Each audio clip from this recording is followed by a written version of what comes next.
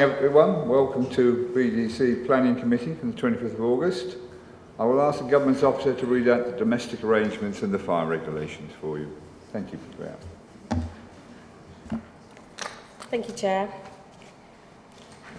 Please ensure that you maintain social distancing from all other persons whilst in the chamber and in the communal areas. Please ensure that you wear a face covering at all times unless you are sitting down or if you are exempt from doing so, and that you use the hand sanitizer and wipes provided. Please ensure that microphones are turned off when not in use. Please do not interrupt other speakers or hold separate conversations while others are speaking. If you are attending the meeting to speak and persistently interrupt the meeting, you may be asked to leave. Please ensure your mobile phones are on silent or switched off. We will be using the e-voting for this meeting on the Modern Gov app, so please could members make sure they are logged in and ready to use the app. Fire safety arrangements. If you hear the alarm, leave the building immediately via a fire exit and make your way to the assembly point on Ipswich Town Football Ground. Follow the signs directing you to the exits at each end of the floor. Do not enter the atrium. If you are in the atrium at the time of the alarm, follow the signs to the nearest fire exit. Use the stairs, not the lifts. Do not re-enter the building until it is safe to do so. I would like to remind everyone present at this meeting will be broadcast live to the internet and will be capable of repeated viewing. The whole of the meeting will be recorded except where there are confidential or exempt items. If you make a representation to the meeting, you will be deemed by the Council to consented to being recorded. By entering this meeting as a speaker, you are also consenting to being recorded by the Council and to the possible use of those sound recordings for webcasting and or training purposes. The Council, members of the public and the press may record, film, photograph or broadcast this meeting when the public and press are not lawfully excluded. Thank you, Chair. Thank you, Claire. Make some introductions. We have our legal advisor, Ian Dupre. We have our strategic projects and delivery manager, Stephen Stroud. I'm sure that title gets longer every week. We have our government officer, Claire Philpott. We have case officers, Jasmine Wyard, Linda Bacon, and Owen behind me. And also present, we have Simon Bailey, Heritage and Planning Compliance, and Peter Chisnell, Environmental Management Officer. Thank you. Claire, apologies for absence. Thank you, Chair. We have apologies from Councillors Sue Ayres and Councillor Adrian Osborne, and Councillor Michael Holt is substituting for Councillor Ayres. Thank you. Do we have any declarations of pecuniary and non-pecuniary interest by members? Councillor Parker. Thank you, Chair. In respect to DC 21-00745, the urgent item at Bewers, I previously declared a pecuniary interest in this item by virtue of the fact that I've got a business relationship with the applicant's agent. So I will declare the same again, and I'll leave the chamber at that item, Chair. Thank you. Parker? Noted. Item 3. The minutes are not quite yet available, so they will defer them to the next meeting. Notification of petitions? None received, Chair. Thank you. And requests for site inspections? None received. Thank you. Sorry, Councillor. Sorry, Mr. Chairman, you went a bit quick. The minutes, what is the delay? I don't know, but I will ask the question. Thank you. Thank you, Chair. The minutes are in draft form. We're just waiting on them being confirmed before we can send them round, so they will be available for the next meeting. Who has to confirm them? They need to be confirmed by our planning officers, the area planning manager and the chief planning officer. Thank you. No request for site visits? Sorry, Councillor Barron. Right, sorry. Just for clarification, is the minute wording anything to do with the draft for the resolution on the Hadley industrial unit sites?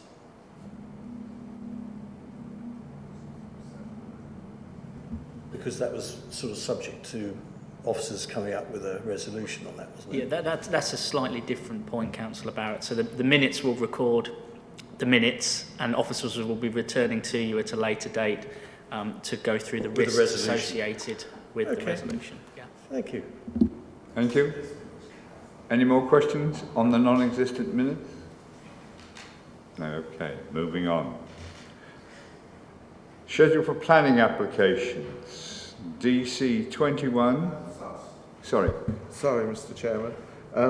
Just under site inspections, do we know when the Great Cornard planning application is coming to committee? It's a Babergh District Council owned property, land, and they want to build 4 bungalows there. Is this, well, it will be coming to committee. Do we know when? Because I'm considering whether I'd like to ask for a site inspection. I'm not sure yet, but I need a bit more time. Sorry, Chair. Go on. Unless Stephen can come in, I don't believe we've got a date for that yet, so I can let you know when we do. I'm sorry, I'm going time. Yep. Thank you. Moving on. DC stroke 2101-073, land to the north east and east of Babergh Lane, Wherstead, Suffolk. I will now ask the case officer, Jasmine Wyard, to introduce the application to the committee. Thank you, Jasmine. Thank you, Chair, and good morning, members. I'm presenting an application at the site, land to the north and east of Babergh Lane in Wherstead today. The application is reserved matters for the scale, appearance, landscaping and layout for commercial development. Members are reminded that this presentation should be viewed in conjunction with the committee report and should not be viewed in isolation. The outline application was approved by members in July 2020 and the development description of that outline development is on the screen now. Notably, adjacent to the site, a full planning application for a petrol filling station and takeaway restaurant was also approved by members in July 2020, which is associated with this employment application and contains the same highways works to the roundabouts as this application. Whilst flexible employment use for B1C, B2 and B8 uses was granted, this was primarily as the application was speculative at the time, and thus flexibility enabled the developer to market the site to a range of potential end users and be responsive to market demands. As you will see from the site layout and elevations, which will be presented later in this presentation, all the units are now to be brought forward as B8 uses. So here we have the outline plans that are relevant to this submission. So the outline submission included an indicative site layout plan, which is on the left-hand side of the screen there. Condition 4 of the outline ties the reserved matters to be in general conformity with this plan, which I will discuss later in the presentation. The other key aspect of the outline were upgrades to the current teardrop roundabouts at junction 56. As part of this, further cycling, pedestrian and pedestrian infrastructure improvements were also included, such as crossings and paths. These works have been agreed and constructed under a Section 278 agreement with Suffolk County Council Highways, which is currently being progressed with both them and Highways England. A traffic regulation order is also being progressed to create a 40 mph speed limit along the A137 around the site. So the site is shown by the red pin in the centre of the screen here and lies within Wherstead, with Ipswich to the north. To the east is the A137, and then you have the A14 running south of the site, with junction 56 connecting the site onto the A137. The Port of Felixstowe is also located to the east, which has now got free port status. The site extends 8.04 hectares with a further additional landscaping area proposed to the north, as shown in the next slide. You can also see there where the petrol filling station and drive-through restaurant were approved. So again, we have the site location plan. So the blue area to the north is to be retained as associated landscaping. The plan also shows how the petrol filling station relates to the proposal, and also includes the previously approved roundabout upgrades as well.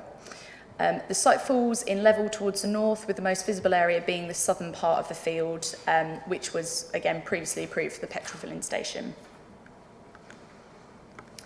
So in terms of constraints, the site itself is not constrained by any sort of designation, as you can see there. However, there are nearby public rights of way, which include footpaths and bridleways, which are shown by the green dashed lines. The nearest listed buildings are along the street to the south there. And the Suffolk Coast and Heaths area of outstanding natural beauty is located east, shown by the green shaded area. So here is an aerial view, primarily showing the southern area of the site, and as you can see, it does slightly fall in level towards the north. This is the northern area of the site, taken from the A137. The photo gives you an idea of the site's visual contribution to the area. It's notable that there are electricity pylons running across this area of the site, which, just for members' information, is not to be developed, is to be retained as landscaping areas associated with this application. A landscape and visual impact assessment was submitted with the application, which concluded this particular area of the site to the north already has a slightly more urbanised appearance as a consequence of the electricity pylons than the remainder of the site as existing, which is comprised of agricultural land. So here we have the site layout showing a mixture of commercial space and landscaping on site. It's important to note that the southern area would all be developed, both by this application and the associated petrol filling station. Therefore, retaining the northern area for landscaping would provide a softer landscape transition space before reaching Ipswich to the north. A snippet of the outline plan is shown on the left. As I mentioned earlier, condition 4 of the outline sought to ensure any reserved matters were broadly in accordance with this plan. This was primarily to avoid one large industrial building being developed, which was one potential option shown at the outline stage. As you can see, what has been developed is broadly in accordance with that plan. Notably, 5 buildings were proposed, which has now been reduced down to 4. The removal of Unit D on the outline plan has enabled more landscaping and a softer approach to be adopted on the corner of the site, which is the key focal area as you approach off of Junction 56. Significant landscaping has been proposed to the northern area of the site. Amongst this landscaping, there would be an attenuation basin, retained woodland and hedgerows along the southern boundary adjacent to all the commercial units, earth mounding, meadow, long grass and wetland mixes to support ecology.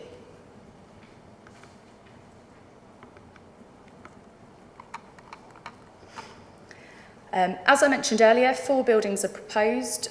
All are 2 stories, save for Unit A, which is 3 stories and is located in the northwest corner of the site. All buildings face southwards, except for Unit D, which faces eastwards into the Spine Road. Landscaping is incorporated into the site, including trees and amenity grass, with a thick buffer along the eastern side there. A range of surfacing materials are used across the site, which is to highways approval, which helps aid legibility around the site. Cycle shelters and seating areas are also scattered across the units. Adequate parking is incorporated into the site, which is in surplus to what would be required for a B8 use class.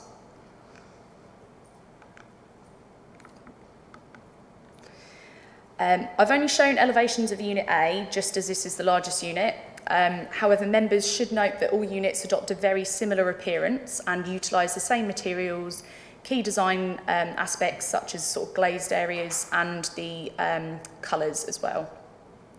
The colours used were considered appropriate by landscaping and AONB officers following negotiation of sort of earlier lighter colours that were going to be used.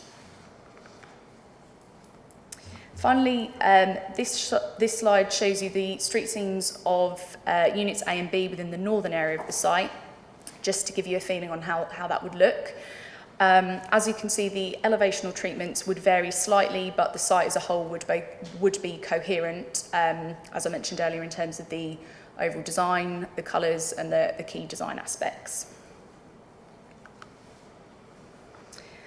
The site is in a key location along the A14, easily accessible to Ipswich and Felixstowe, and the approval of the reserve matters is the first stage in delivering new jobs and supporting the economy. The recommendation is therefore to approve the application subject to conditions. Thank you for listening. Thank you, Jasmine. See my crib sheet now. Do we have any questions from the members to the officer? Councillor Hinton, if you'd like to start. Thank you, Mr. Chairman. Three quick questions, I suspect. You mentioned Felixstowe and Freeport status. I didn't think the Freeports had been announced yet. I know they've applied for Freeport status, but I don't know whether they got it yet. Second point is, what's the gross floor area of the units? Outline versus reserve matters. And which one's 3-storey again?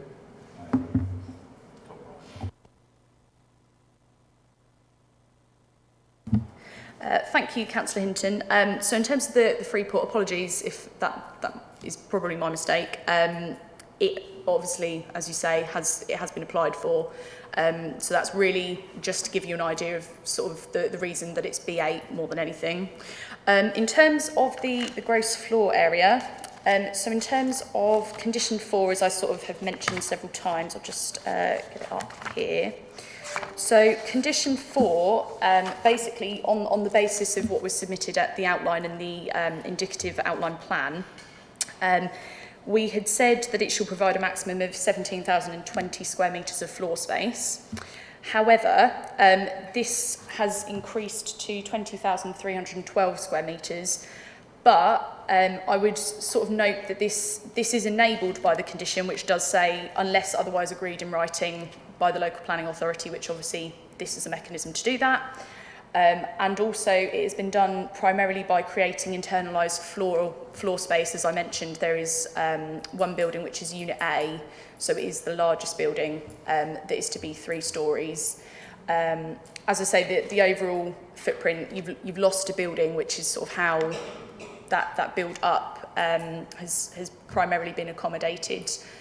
So although the floor space has increased, the footprint and overall landscaping, which is primarily the steer and reason that condition was put on, that has been accommodated on site. So we've effectively achieved what we set out to do by that condition. Mr. McLaren. Thank you, Chair. I ask about, I use this junction 2 or 3 times a week, and I'm just concerned about the access. So the petrol station will have a separate access to the site that we're considering today, or is it just one big access road off the 137? So first of all, the access matters were all dealt with at the outline stage, so probably need to sort of avoid going over those now. Having said that, I don't know if we could maybe get the slides up on screen. It might be easier to show you.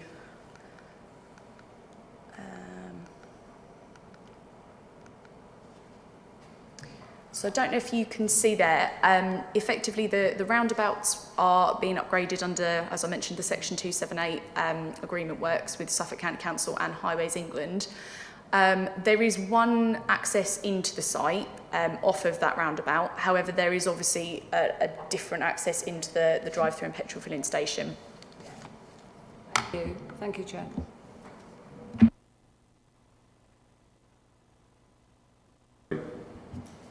Thank you, Chair. Is it the intention that the works to the roundabouts will be completed before any work on this development starts?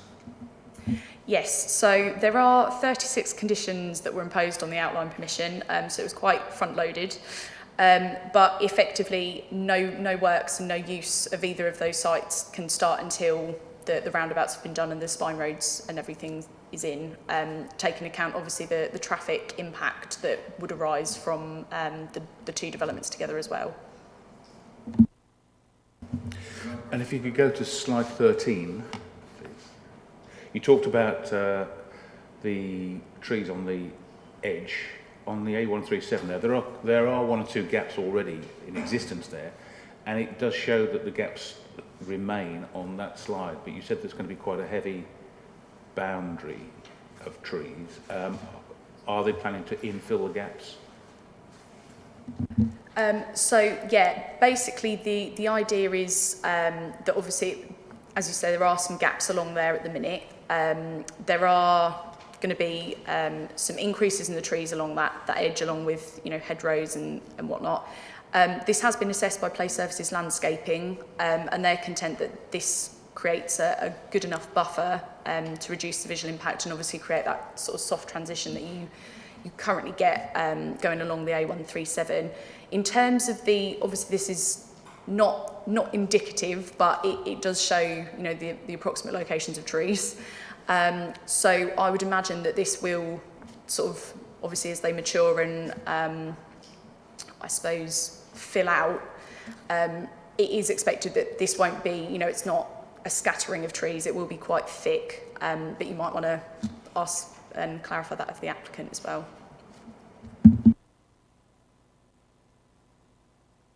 Thank you, Chair. You say in the report that the number of cycle spaces and EV charging points are going to be secured by condition. I just wondered who's going to set the number. Is that something we're going to set, or is that going to be left to the applicant? And how many sort of spaces would we be looking to secure? So it will be done primarily in accordance and conversation with Suffolk County Council Highways, and obviously their parking guidance does set cycle standards and sort of how many cyclists we're going to need spaces for. Obviously there will be an element of the applicant will have to discharge any condition that we put on, so they're within their rights to apply for however many spaces they require on site. Obviously that would be subject to us assessing it alongside Suffolk County Council Highways. I'm not sure entirely on the number of spaces we'd propose at the minute, but obviously it would be dealt with under that sort of conversation with Suffolk County Council to their satisfaction. Any more questions, members? No? Okay, we'll move on.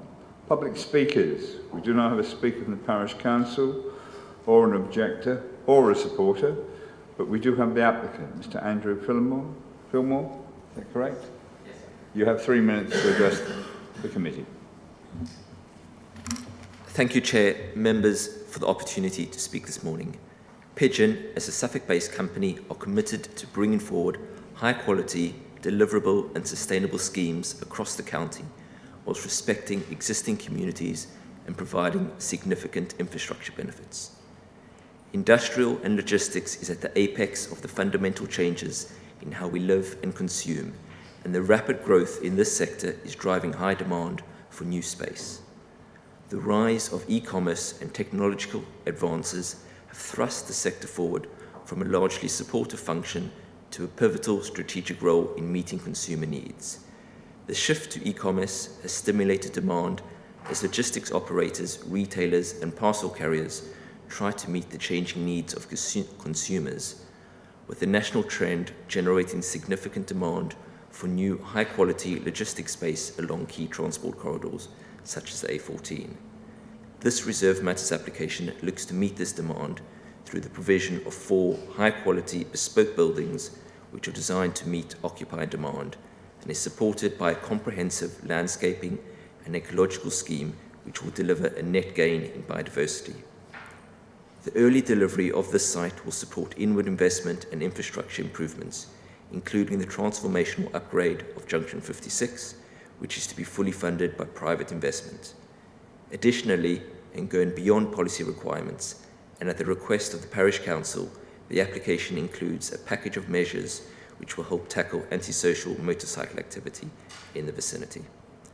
In summary, this Reserve Matters application will provide the following key benefits: much needed high quality bespoke logistics space on a key transport corridor which will create circa 300 full-time jobs alongside temporary construction jobs, an upfront infrastructure investment of £6 million to deliver highway improvements and the necessary services, with a total construction spend estimate of £20 million, site layout which is in conformance with the requirements of the outline permission, provision of 4.3 hectares or 10.6 acres of land for new planting which will enhance biodiversity and provide suitable new landscaping, and inclusion of a package of measures as recommended by the Parish Council to assist in tackling antisocial motorcycle activity.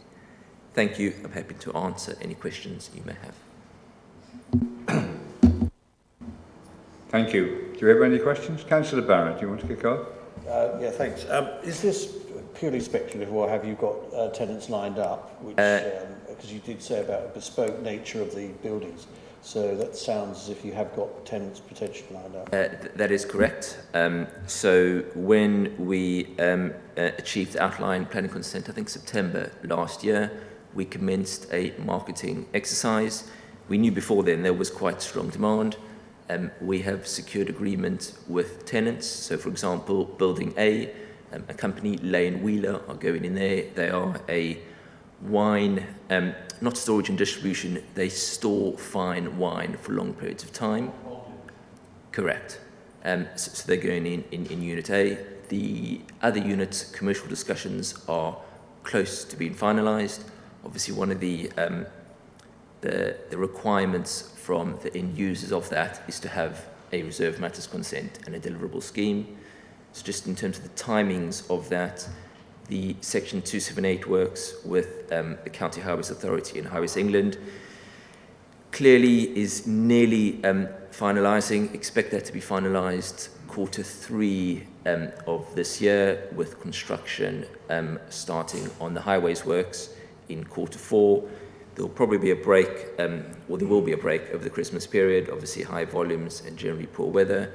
Construction of the roundabouts and the rest of the highway work will finish Q1, January, February 22, with Building A completed, the Lane Wheeler, towards the middle end of 22, and then the rest of the units built out by 2023.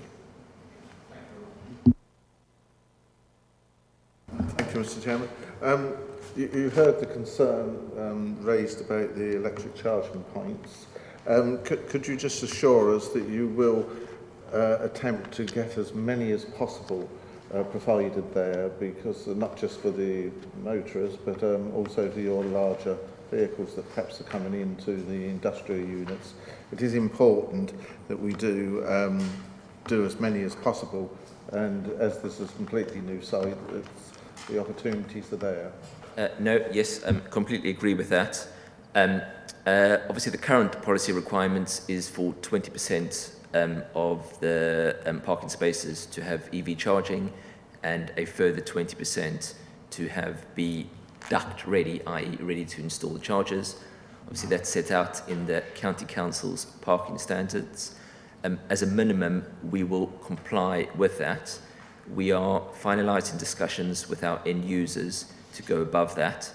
I think it's clear in the discussions to date there is a thrust from all occupiers mindful of the climate crisis and also their kind of commercial images to deliver sustainable development, and it's highly likely will go quite far beyond that requirement in terms of EV charging.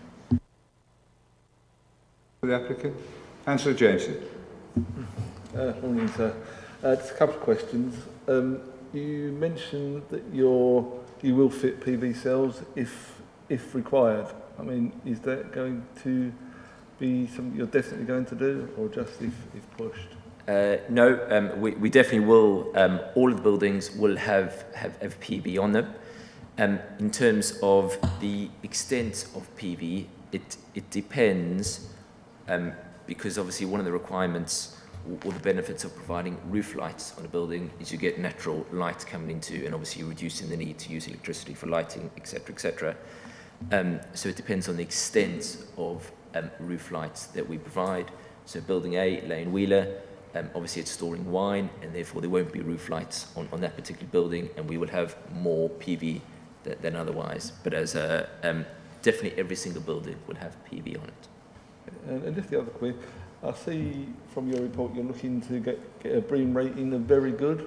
That's correct, yes. Just wondered why stop at very good, why not push for excellent or even outstanding? Yes, so the obviously one of the conditions on the outline consent requires those details to be provided. We have discharged that condition, and the requirement on us is that as a minimum we will meet very good. Again, it's a similar sort of conversation with the end users like the amount of electric vehicle charging, how far we go beyond that. But So you may try to... correct, we are looking at going beyond that, but as a minimum we will meet very good standards, BREEAM Great. standards. Okay, thanks. Any more questions? No, thank you very much.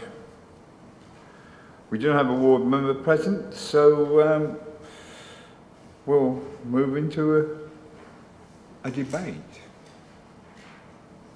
Anybody would like to kick us off?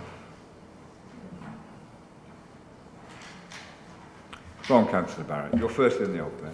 Well, I actually support this application. It makes sense, and I bang on about the lack of provision of employment land in Babergh. So this falls straight into my lap. So I'm very happy to propose this, if I can have a seconder. There's not a lot to discuss, I don't think. It's a very full presentation.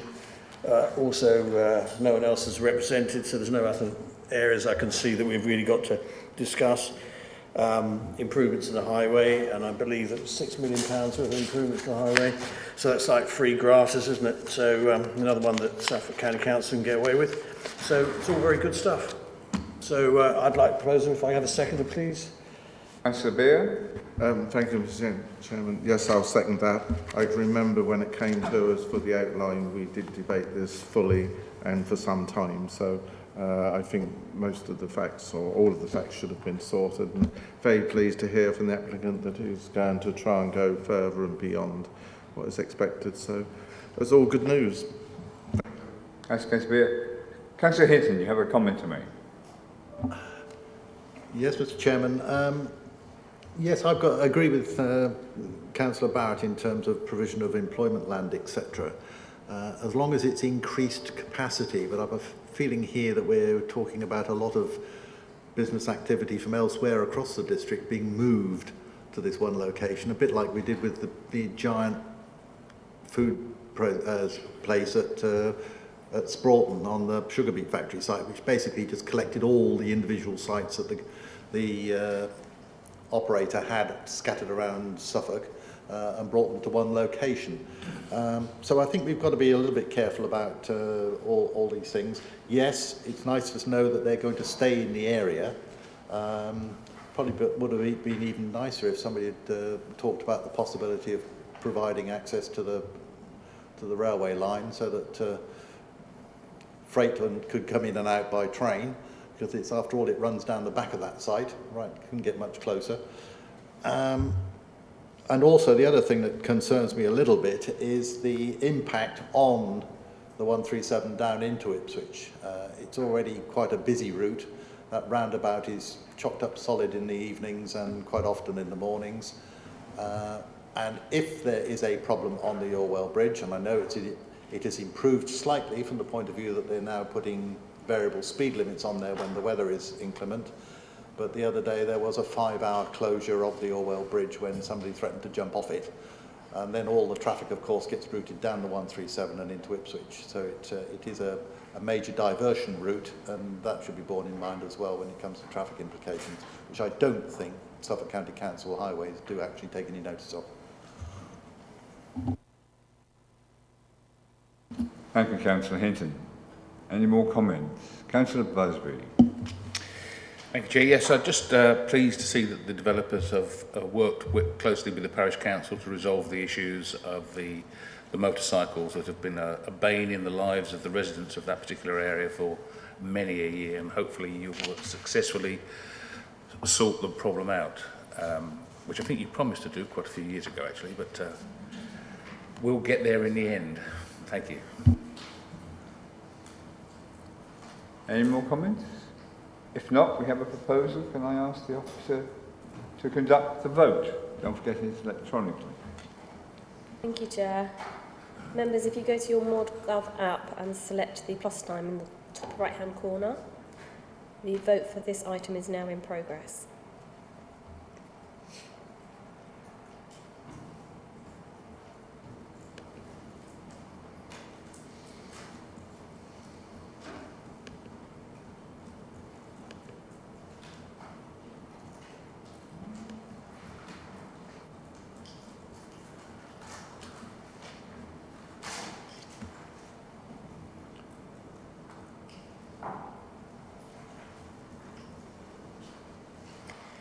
Thank you, Chair. That's 10 votes for.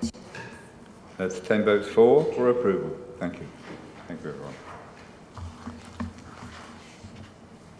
Sorry, can I have a quick 5-minute break to go to the loo? Sorry. Your 5-minute break. We okay? Do you need to do anything in the 5 minutes? Yeah, take 5 minutes.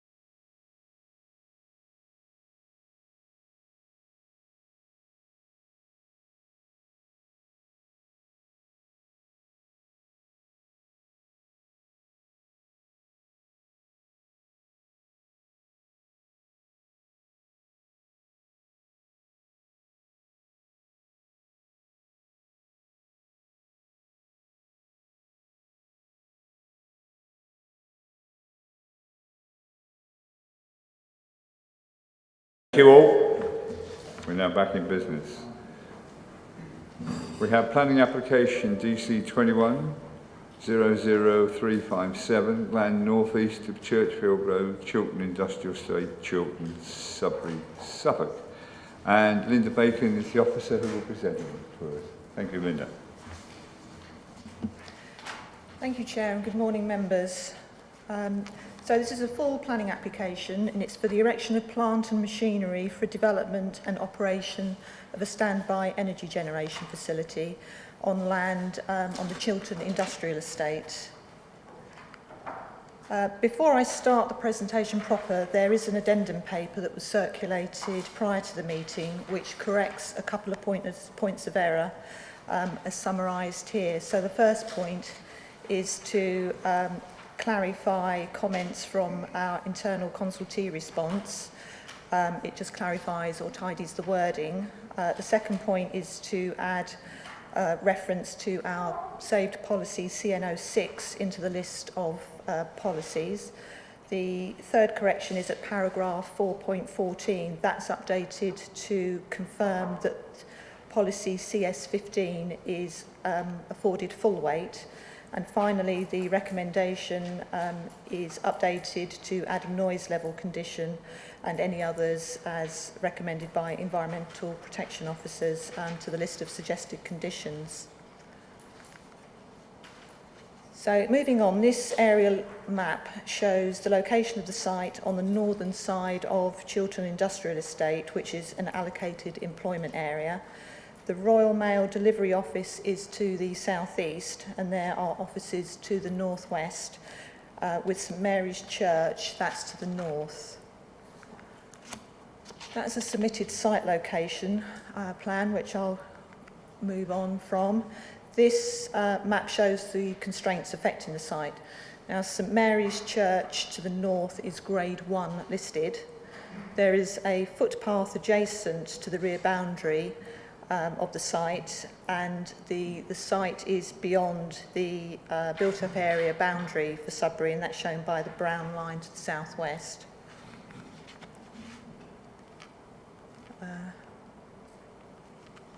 Can we zoom in on that? All right.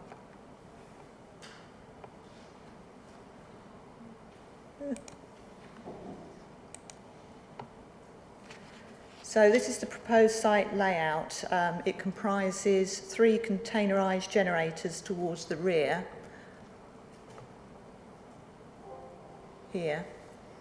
There's a battery and transformer unit here, and then there's a switchgear and control room here, and then the building towards the front here is for the distribution network operator. There's also a gas skid just to the side. The facility is enclosed by 4 metre high timber fencing on 3.5 sides. I can't control the mouse very well. At this point here, it becomes 5.5 metre high acoustic fencing adjacent to the generators. The area at the front is enclosed by 1 metre post and rail fencing, and the area to the side is enclosed by 2.4 metre paladin fencing.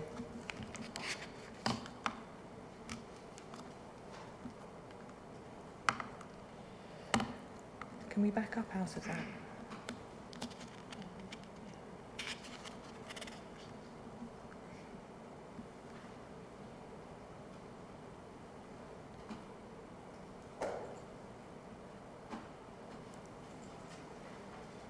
Thank you. So moving on to the elevations, the top image is to the side elevation facing southeast towards the Royal Mail Delivery Office. The bottom image is to the front elevation. On the top image, the fencing here is 4 metre high timber fencing. Beyond that are the 3 generators, and behind that is the 5.5 metre high acoustic fencing, and the office building is situated behind. So the bottom image has 4 metre high timber fencing across the frontage. with post and rail fencing in front of that, and then to the left side is paladin fencing, which is 2.4 metres high, and it clearly shows the office building to the side. So here the top image is the side elevation facing northwest towards the office building. You've got the acoustic fencing at 5.5 metres high. It then dips down to 4 metre high timber fencing, and the intervening area is enclosed by the 2.4 metre high paladin fencing. The bottom image is the rear elevation with the offices to the right side. These are elevations with the existing planting shown. Top image is towards the Royal Mail delivery office, bottom image is to the front.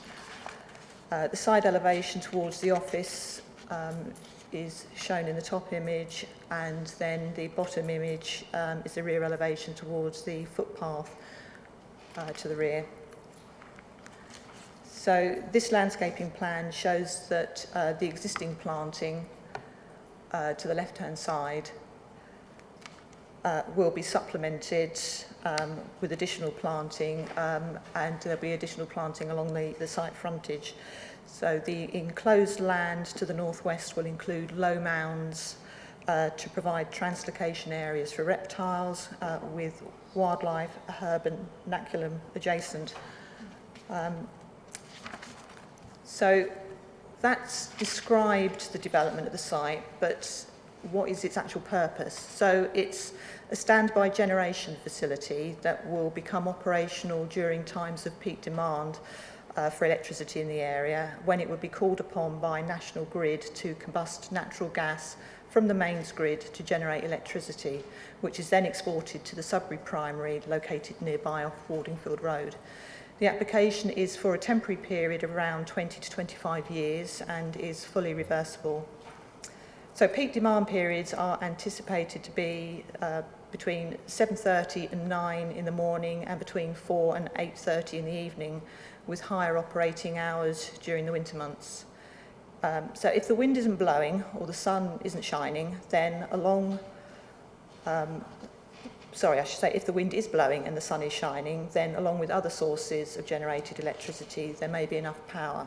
However, if there's a lack of wind or sun, or an existing generating facility is out of commission, then the National Grid calls on emergency generators through its short-term operating reserve, as is the case here, to make sure there's enough electricity to meet demand and that the network is balanced.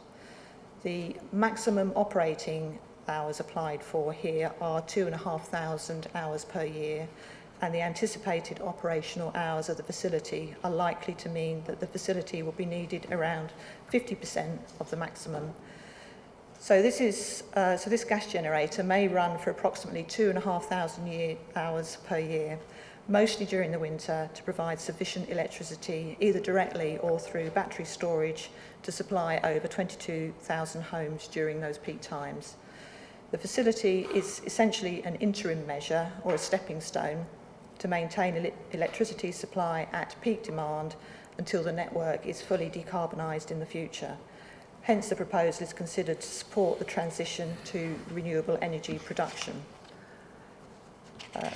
Returning to the slides,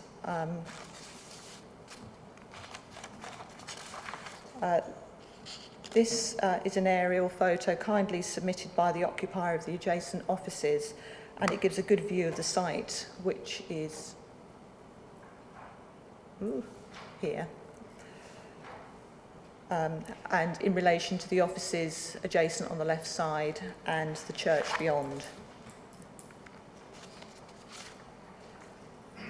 So this view is northwest with offices just visible. The bottom view is southeast towards the Royal Mail building. This is the adjacent offices. The application site is to the right-hand side in the bottom image. This is the view of the Royal Mail overflow car park, which is to the southeast of the site, and the piling contractor's base is the bottom right image, and that's on the opposite side of the road. This is the view over the site from the Royal Mail overflow car park, and the bottom image shows the Lavenham Leisure Building on the right-hand side, and that's opposite the adjacent offices. So St Mary's Church is to the north of the site, and it has a footpath heading southeast from the church, which is just shown on the right-hand side of the bottom image.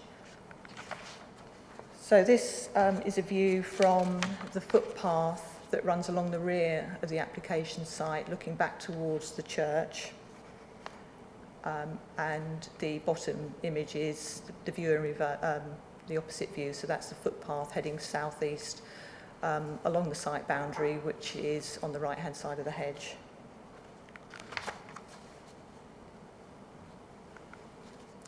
So to sum up, gas peaking facilities have a critical role to play in the medium term in the UK energy market.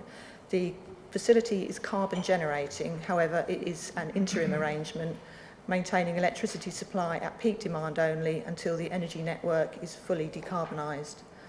The need for the facility will diminish over time and ultimately it will disappear. The lifespan is 20 to 25 years and is conditioned accordingly, along with a 5-year monitoring regime in respect of the continued need for the facility.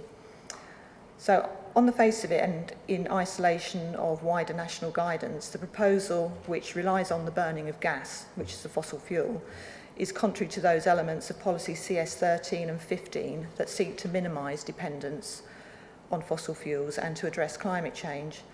However, there are also elements within both these policies that pull in different directions for this specific proposal. In addition to minimising dependence on fossil fuels, policy CS13 also offers support for proposals that include on-site low or zero carbon technologies, and policy CS15 goes on to support the use of sources of low carbon energy to mitigate climate change. This is an application for a gas peaking facility which can be considered to be low carbon as expressed by the 2020 Government Energy White Paper, and that's because of its role in transitioning to renewable sources. The dependency on fossil fuels for this proposal, as mentioned in policy CS13, is over a time-limited period and will reduce to zero within its 25-year lifespan. The site is appropriately located on an industrial estate, and the scheme is not subject to any outright objection from the extensive number of local technical consultees, which include the local highway authority, your environmental management and protection officers, the heritage officer and the council's ecology consultant. There is also an absence of objection from national consultees, including the Environment Agency, Historic England and Natural England. However, there are objections and concerns from Chilton Parish Council, Suffolk Preservation Society and a large number of local residents and other businesses. Whilst the proposal doesn't comply with all aspects of the development plan, the proposal sufficiently accords with the majority of the plan. The lack of any other technical issues is weighed in the planning balance against identified conflict with elements of policies CS13 and CS15, and subject to the suggested conditions, the scheme can be said to accord with the plan as a whole and is acceptable. Planning permission is therefore recommended as per the conditions in your papers. Thank you. Thank you, Linda. Are there any questions for the officer? Councillor Parker. Thank you, Chair. Linda, 2,500 hours maximum per year. That's still roughly 7 hours a day. One imagines if this plant had to run for 7 hours a day, it's answered the need for why it needs to be there. But nonetheless, how do we monitor that 2,500 hours? How are those hours recorded of usage? We're recommending imposing a condition, and we can build into that. There will be a log kept by the applicants as the number of hours used that can be checked. Councillor Jameson. Thank you, Chair.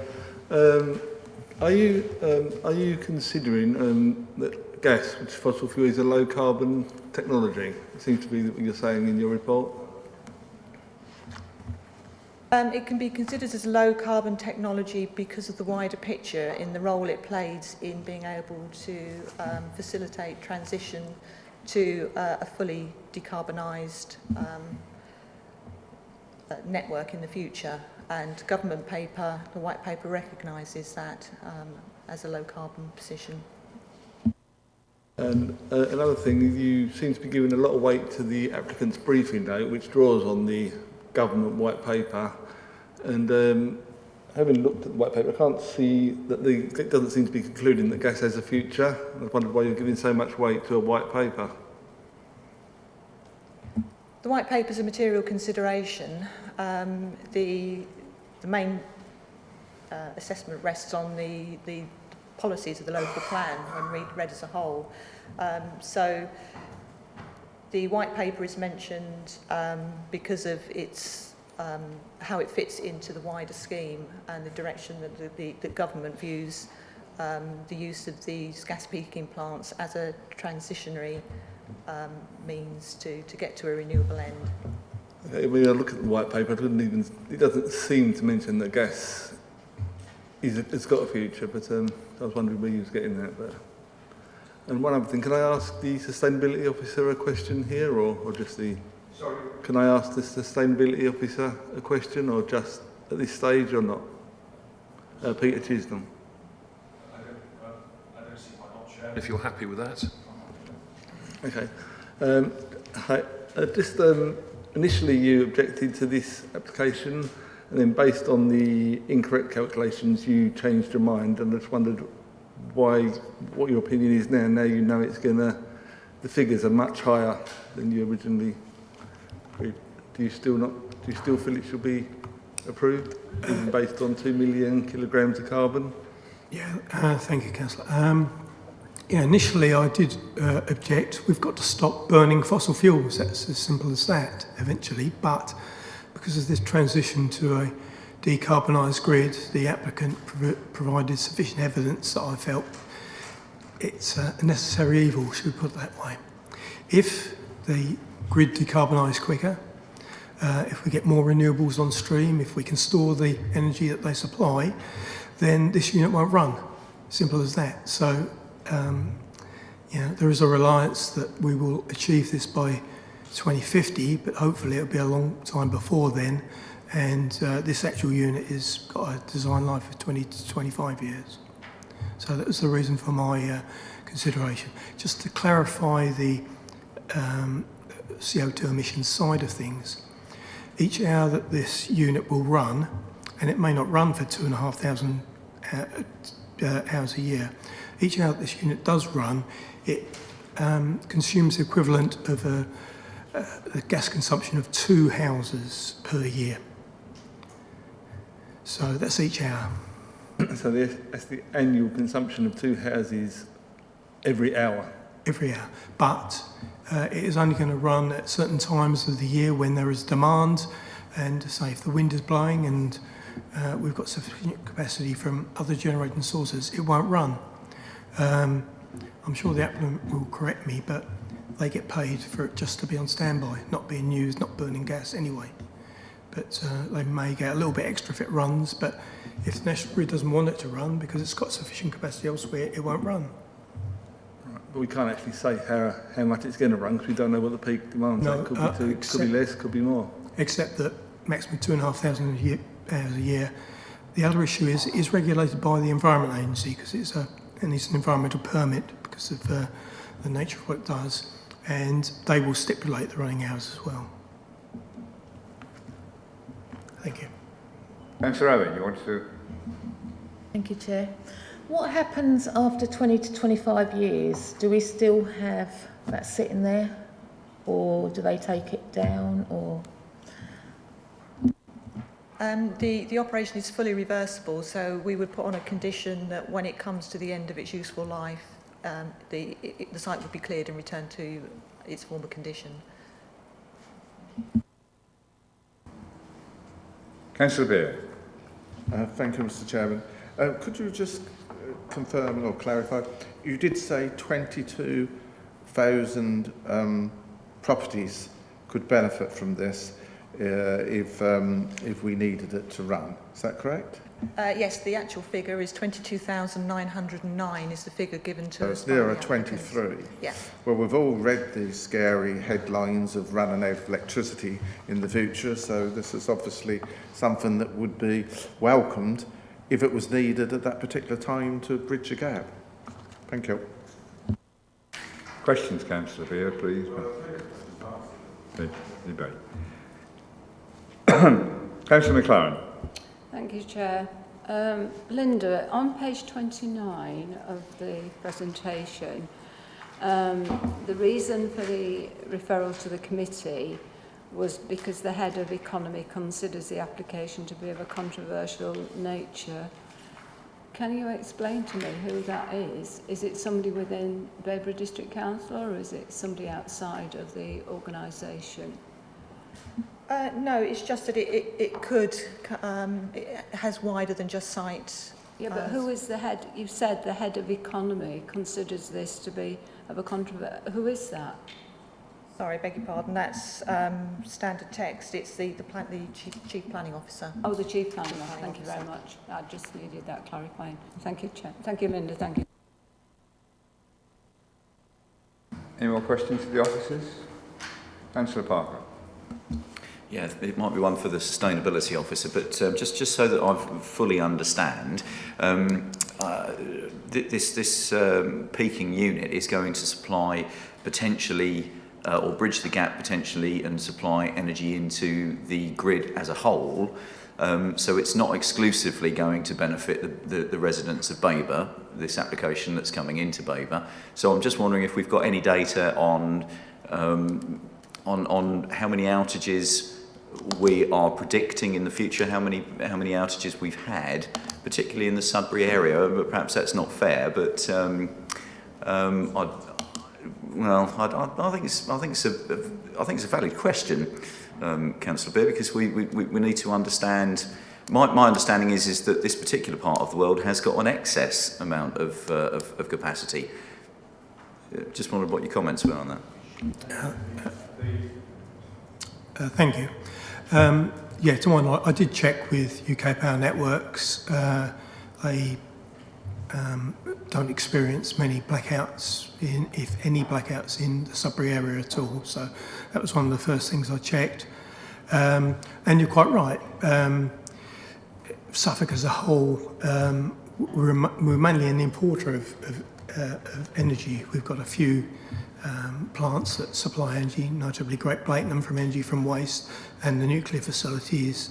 But apart from that, it all goes into the mix in the national grid and it supplies the whole country. You're quite right in that respect.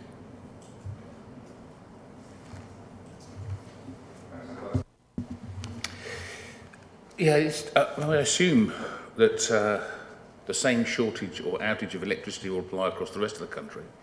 So to cover the shortfall, we'll need approximately 3,000 of these power stations, if you like, which seems an awful lot. It doesn't seem an efficient way of providing coverage for shortage of electricity for certain times of the day. I would have thought that's what nuclear power was supposed to do. But it seems to me also by the time we've built this, surely we will, or if we allow this, it takes the pressure off coming up with a solution for battery power. Sorry, it's supposed to be a question, isn't it?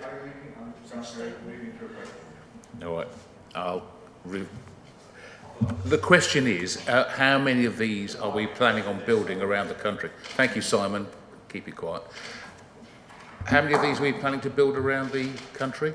I've got absolutely no idea. What I could say is that my initial response, I looked quite closely at the renewable farms that are off the east coast, notably Anglia 1, feeding into Bordsey, coming across to Brampton, and then feeding down to Twinstead, which is really close to Sudbury. That is the route that is going to take. But the issue is that if you want the lights to stay on at certain times before those renewables are fully in operation, you've got to have some standby reserve. And this is what this application is for. But I can't tell you how many of these there will be across the country. I just don't know. But isn't standby, isn't that battery power? Isn't that that's what it's designed for? There will be some battery power. At the moment, the generation of electricity is a mix. It comes from gas, it comes from biomass, it comes from coal, although it's been phased out, it comes from nuclear, it comes from energy from waste. All of that feeds into certain batteries. UK Power Network have got a large battery site at Leighton Buzzard, and I've visited that. That is primarily for the issues they have in Leighton Buzzard, and that is a huge battery facility. Each decentralised unit in the future will probably have some battery storage, and indeed this unit's got battery storage built in as well. But you still need to top that battery up at times, and yeah, in this case it will be from gas. In other cases, it will be from other sources. Right, no more question. We'll move on to public speakers. I understand we have a representative of Chilton Parish Council, Mr. Tony Foster. Sir, you have 3 minutes to address the committee. Chilton Parish Council strongly urges you to refuse permission for this development as it's not sustainable. As 3 minutes is too short to deal adequately with 79 documents, we ask you please to read our 2 letters of objection as they set out important issues. The description of the estate as an industrial estate creates a misleading impression. Most of the businesses here are not industrial, and several use the address of Churchfield Business Park. Planning law requires that decisions are made in accordance with your development plan, that is the core strategy, unless material considerations require otherwise. In summary, the development is contrary to policies EM02 and EM24. This land is allocated for employment, your core strategy is jobs-led, but this development creates no local jobs at all. This land could be used instead for other employment uses and provide local jobs. No need for this to be on this specific plot. Your policies CS13 to CS15 inclusive are a set of policies to reduce greenhouse gases as required by the NPPF, which framework requires the planning system to contribute to radical reduction in greenhouse gas emissions.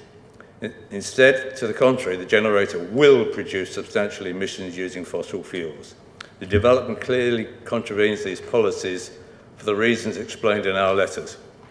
Contravention of policy CS13 by itself is enough to refuse permission.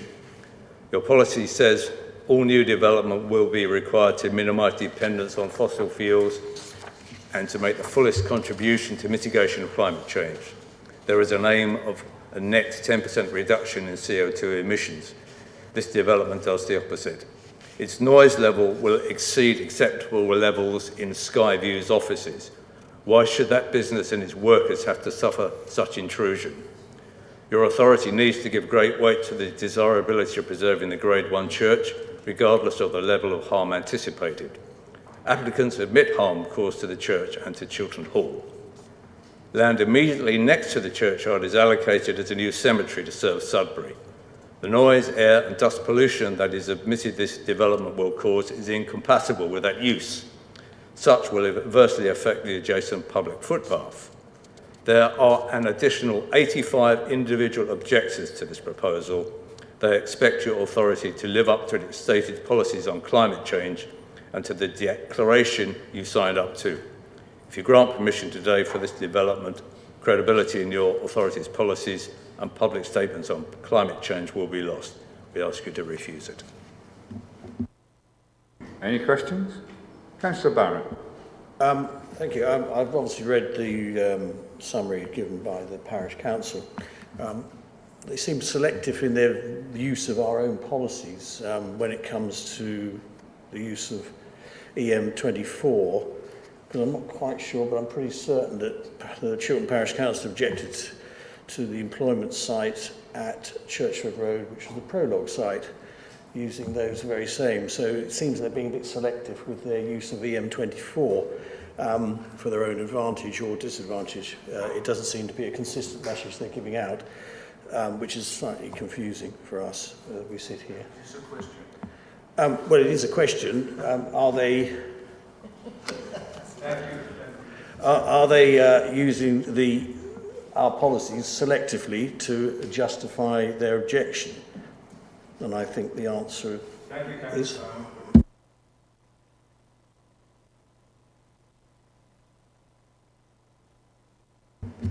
I can't comment on what was done before on the prologue site because I wasn't the parish councillor at that time.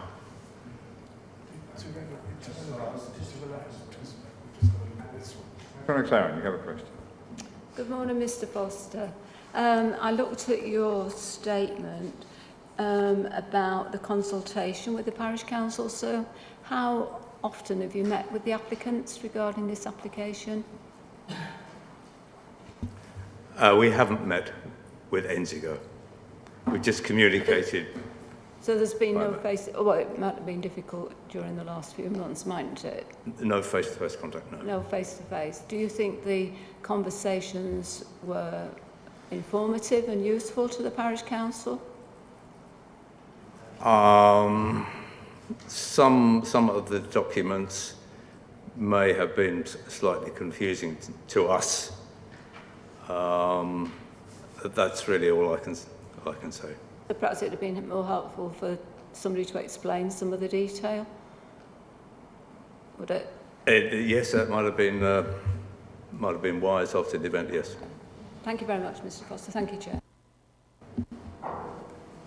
Any more questions? Councillor Parker. Yeah, I'd just like to ask, do Parish or Chilton Parish Council, do you accept, I hear what you're saying, sir, that there are 80 objections. However, as far as the statutory consultees are concerned, we've got no objection from the Environmental Agency, Natural England, Heritage, Environmental Health, and Historic England chose to offer no comment. So they are statutory consultees. Do you accept their position as a parish council? Yes, I do accept their position, but the 80-odd people who objected live there and their lives will be affected, possibly, if this development goes ahead. Right. Oh, sorry, Ken. The 80-odd objections, were these in letter form, or was this a petition, or did they all contact Chilton Parish Council, or did they contact the District Council? Can you just explain, please? As I understand it, most of them were written objections forwarded to the Planning Committee. We didn't have any demonstrations or anything like that in Churchfield Road. Yes, I can confirm we had 84 separate objections, although some of those might have been duplications, that was submitted direct to the planning application via the website. Okay, thank you very much, Mr. Foster. Moving on, we have an objector. Mr. Robert Lindsay, you have 3 minutes to address the committee. Thank you, Chair. Yes, the last speaker mentioned credibility of the council and credibility of the officer reports. I do think, I'm glad that Mr. Chisnell has corrected himself, but I do think it does lay open to the question of credibility of the grounds for refusal, when we should get the figures so badly wrong that, the initial statement said that, effectively, this gas power plant was so efficient that it's most efficient, they've invented the most efficient gas station in the world, because initially the statement said that it would be the equivalent of, I think it was the same amount of gas consumed by 2 houses, 2 domestic dwellings in a year. That's how much this gas power station would consume. And that went into the body of the report from your officer. It's totally incorrect. I'm glad Mr. Chisnell's corrected it. The actual amount from the report, it's not very clear, I have to admit, in the report from the developer, but the actual amount this fossil fuel power station will burn as much gas in an hour as one domestic dwelling does in a year. What you're talking about is 2.2 million tonnes of carbon dioxide. What does that mean, 2.2 million tonnes? Is that a lot or a little? It's a lot. The amount that, it's 10%, nearly 10% of the emissions from all the houses in Babergh, all the heating for all the houses in Babergh. So it's adding every year for 25 years, if it's going at the maximum rate, another 10% to the carbon emissions in this district. So the other aspect I wanted to tackle was the idea that this is a low carbon technology. I mean, 2.2 million tonnes every year tells you this is not a low carbon technology. Now, however, the developer, well, I know they've made some semantic twists and turns looking at the white paper, but I promise you, I've gone through that last night with a fine tooth comb.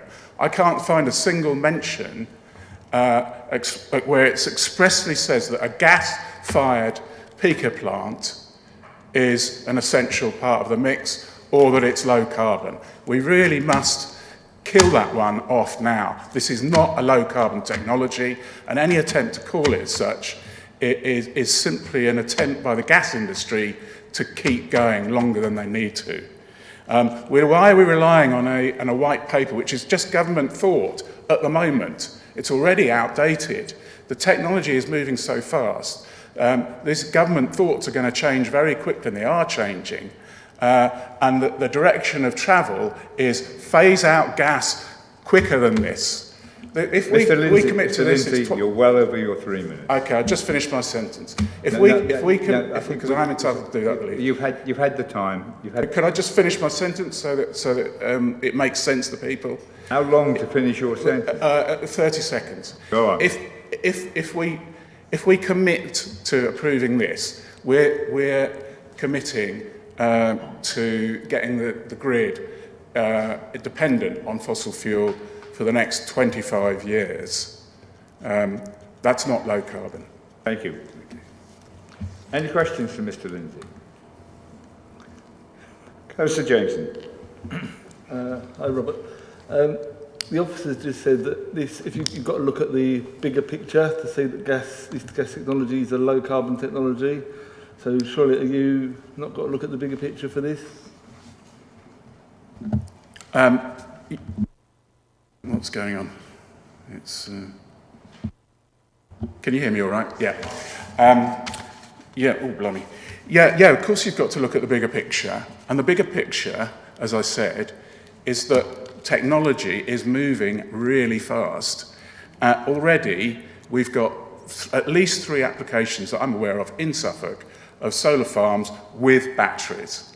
These are applications in the offing that the same as this one.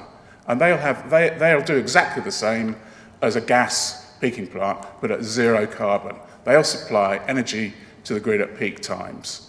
And already in California, 2 years ago, the California authorities told Edison Power to rip out the gas peaker plants and replace them with batteries because of the carbon effect. And the batteries do just as good a job, but at lower, with 0 carbon emissions. There's also... Thank you. I think you've answered the question. Okay, well, I was asked to look at the wider picture. I'm just giving you the wider picture. Thanks. Okay. Councillor James, do you have any more questions? Okay. Any more questions to the objector? Thank you very much, Mr. Lindsay. We do not have a supporter, so now I'll ask the agent, Robert Gandy, to address us. You have 3 minutes to address the committee. Mr. Chairman, just to say it's not wrong to be generous with people speaking, but I know you'll give the same generosity to the applicant as well. Same to everybody. Good morning. The need to reduce carbon emissions to address the impact of climate change is well documented, as is the UK's ever-increasing demand for energy.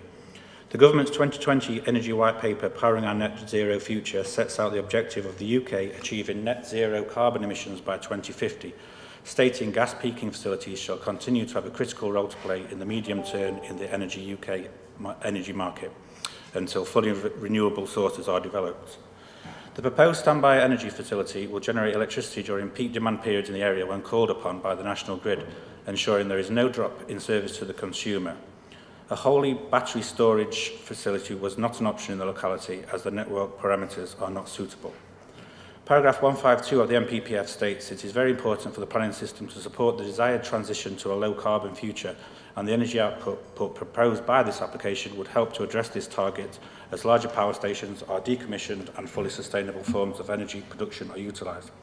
We welcome the Council's Planning Department's recommending approval for the application, which is fully compliant with both national and local policy requirements. All statutory consultees support the application with conditions applied where necessary, which the applicant is willing to accept. Part 1 of the new Babergh Local Plan Core Strategy and Policy CS13 Renewable and Low Carbon Energy specifically encourages the delivery of low and zero carbon technologies. Whilst there have been objections to the scheme, robust technical reports and further submissions have demonstrated to the satisfaction of the Council's statutory consultees that the development will have no adverse effects upon the local landscape, environment or community and is considered wholly acceptable with regard to material considerations. The site is a vacant plot set within an industrial park. Local plans are not able to designate sites for this use, so employment sites present the best option where they are available. The Government asks local authorities to show flexibility over proposals for standby energy where there are suitable grid connections. A small amount of gas peaking power supports a much larger amount of renewable solar and wind energy, which rely on standby supplies to support output when they can't produce power. There can be no transition to renewables without peaking and storage. In accordance with the MPPF paragraph 158B, which states that applications for renewable and low carbon development should be approved by local authorities if its impacts are or can be made acceptable, we respectfully request that Councillors support the officer recommendation and approve the application. Thank you very much. Are there any questions about Councillor Parker? Yeah, thank you, Chair.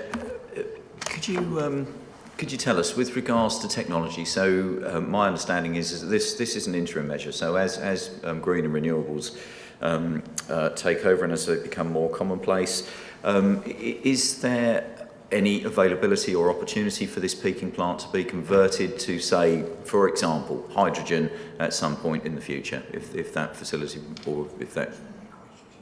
I think potentially, but if I may pass it on to Jack, who's come from Balance Power, who's the expert in the field. Super, thank you. Sorry. Thank you, Councillor. There is opportunity in the future to look at converting these sorts of technologies into hydrogen, and it's something that is ongoing as we speak. We've been in touch with a lot of different companies with regard to that effect. It's early days, but it's definitely something that can be looked at and, if possible, will be implemented. The gas engines, as they stand, can tolerate a certain level of hydrogen at the moment without a complete restructure of the engine themselves. So until that point where they can be fully converted, you know, they can't at the moment, but it's definitely a possibility in the future, 100%. Sudbury, you have a question for the applicant? Yes, I do have a question, Chair. And the question is, why this site? I believe the briefing note that we supplied to the councillors showed that there was issues with other locations to get onto the grid, and this was again, Jack will probably confirm, but I presume that the reason for that was that this was the only suitable connection to the grid that could take the output required. Yeah, if I may add, when we look for these potential sites, it's obviously heavily reliant on a grid connection being close by, otherwise it just becomes completely unviable at all. You have to be within a certain range to the point of connection. And in doing so, we obviously try to look for areas that are brownfield. We don't want to take up any greenfield land that would open up impacts to visuals and stuff like that. So we do focus our attention on sites that are close to the point of connection, but also within industrial areas. They may fall within employment areas. which may seem contrary to the fact that, you know, it's operated remotely, but geographically speaking, the area we've chosen, as opposed to the wider area, this industrial estate seemed a lot more practical and reasonable to use. Councillor Barrett, you had a question? Yeah, I have. Are these engines turbines or internal combustion? They're internal combustion. Yeah. Councillor Holt? Yeah, how many hours in any one given day do you anticipate the plant operating?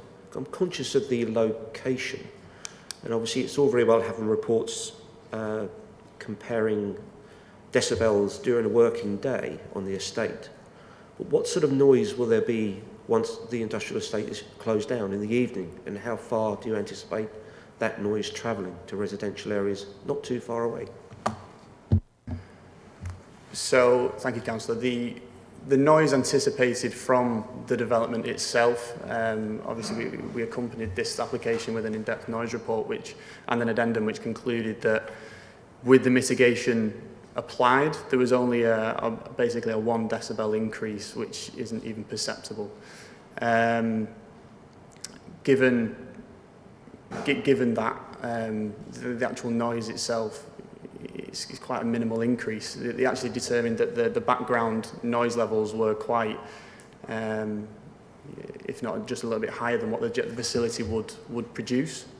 And adding that to the background noise, it would only result in a 1 decibel increase, and it definitely shows that the residential dwellings nearby can't even perceive it.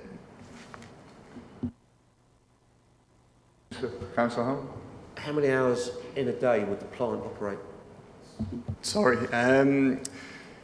Typically, these facilities won't run, you know, we don't want to be running the plant, or National Grid doesn't want to be running the plant at times of low demand. So the high demand hours, as the case officer rightly says, is those early hours of the morning, so sort of 8 till 7:30 till 9:30, that's the morning sort of peak demand, and then the peak demand in the evening is once, you know, typical work day's over, so it's sort of at 4:30, maybe to 6:30, 7 o'clock.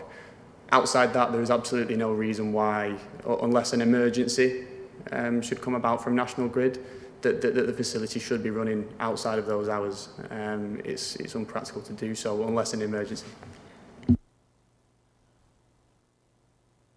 Mr. Jameson.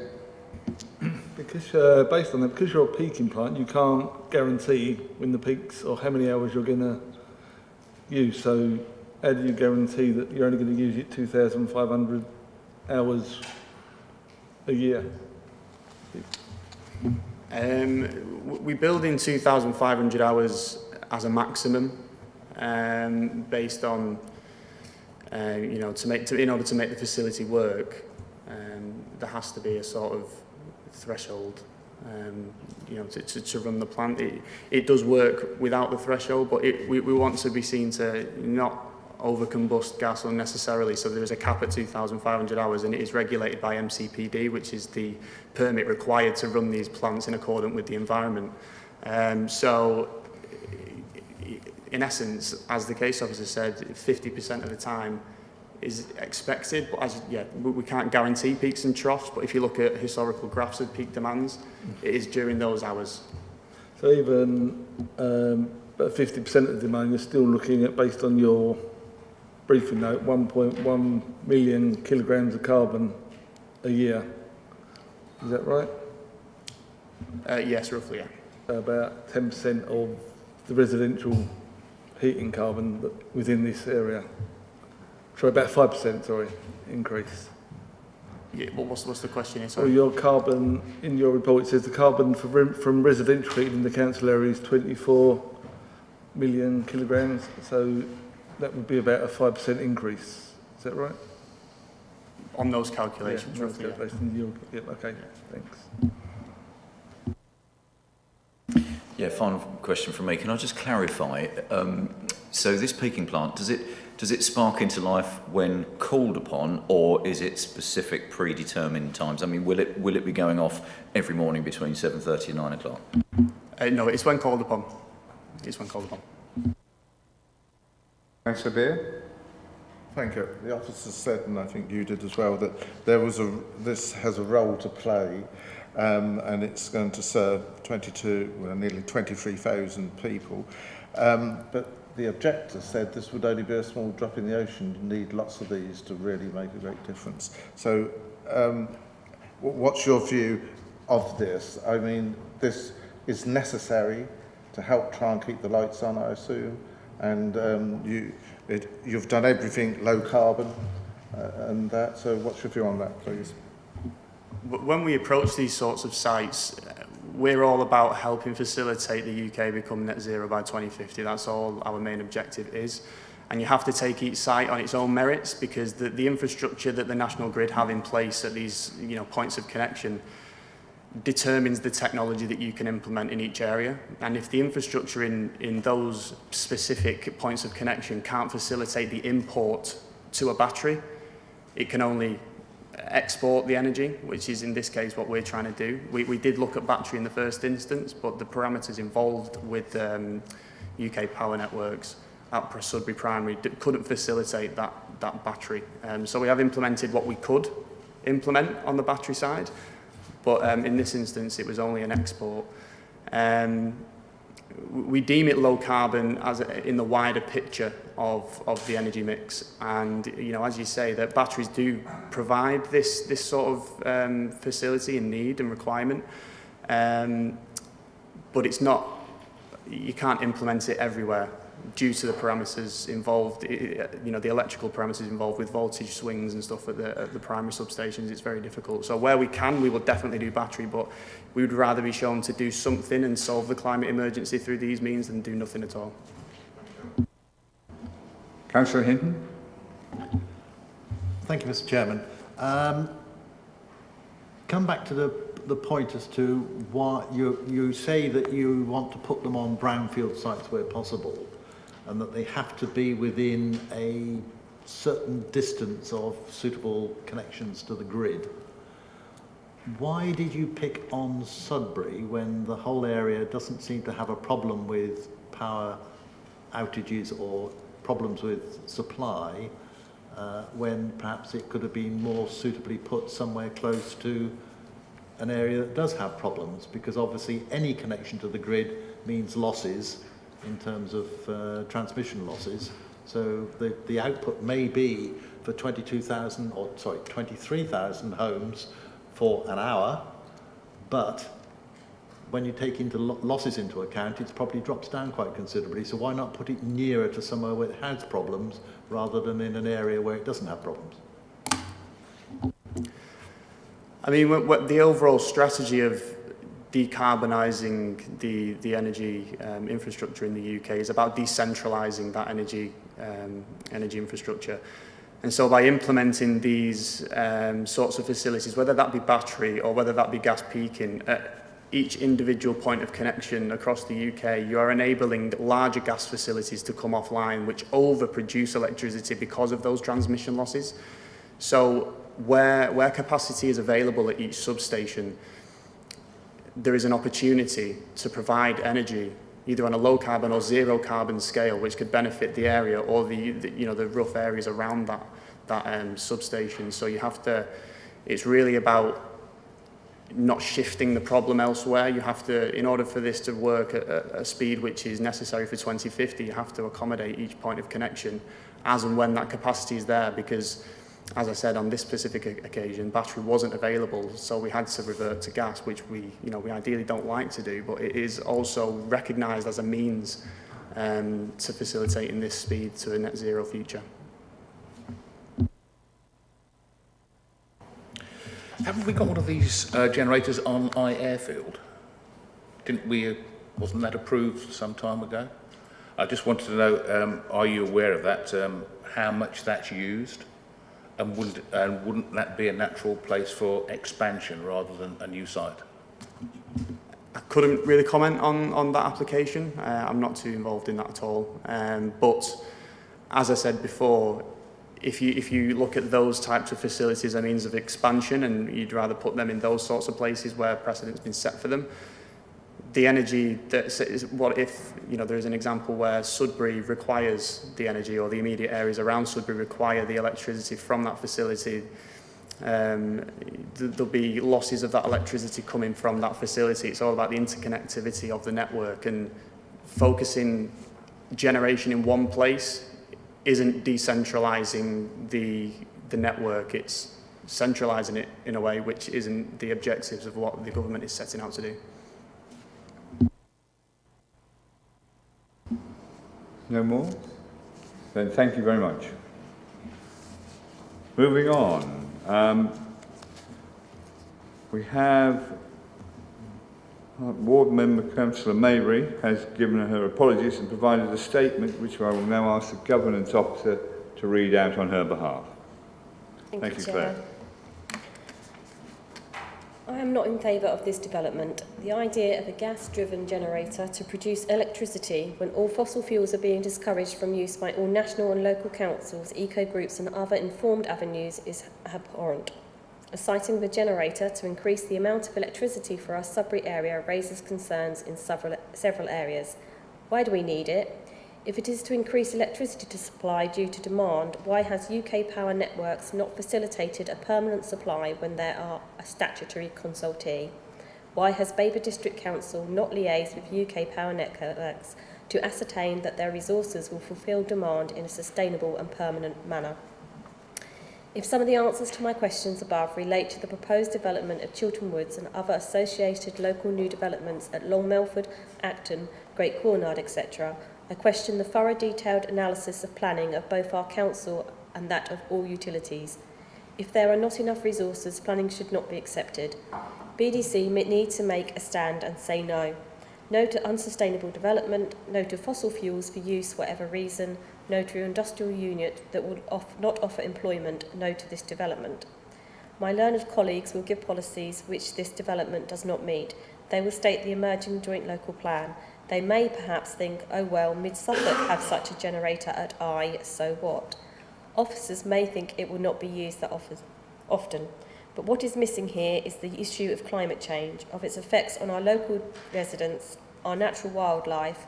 I note dormice have disappeared from hedgerows at the Chilton Woods site, our local fauna and flora, as well as our businesses adjacent to some fossil-eating, noisy piece of machinery. If a gas generator is needed for increased electricity demand, then something is seriously wrong with the development ethics of our district. I urge members of the Planning Committee to refuse this application. Thank you, Chair. We also have the other ward member present, Councillor Arthey.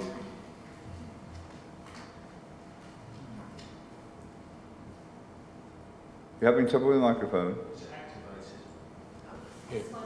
That one is on move.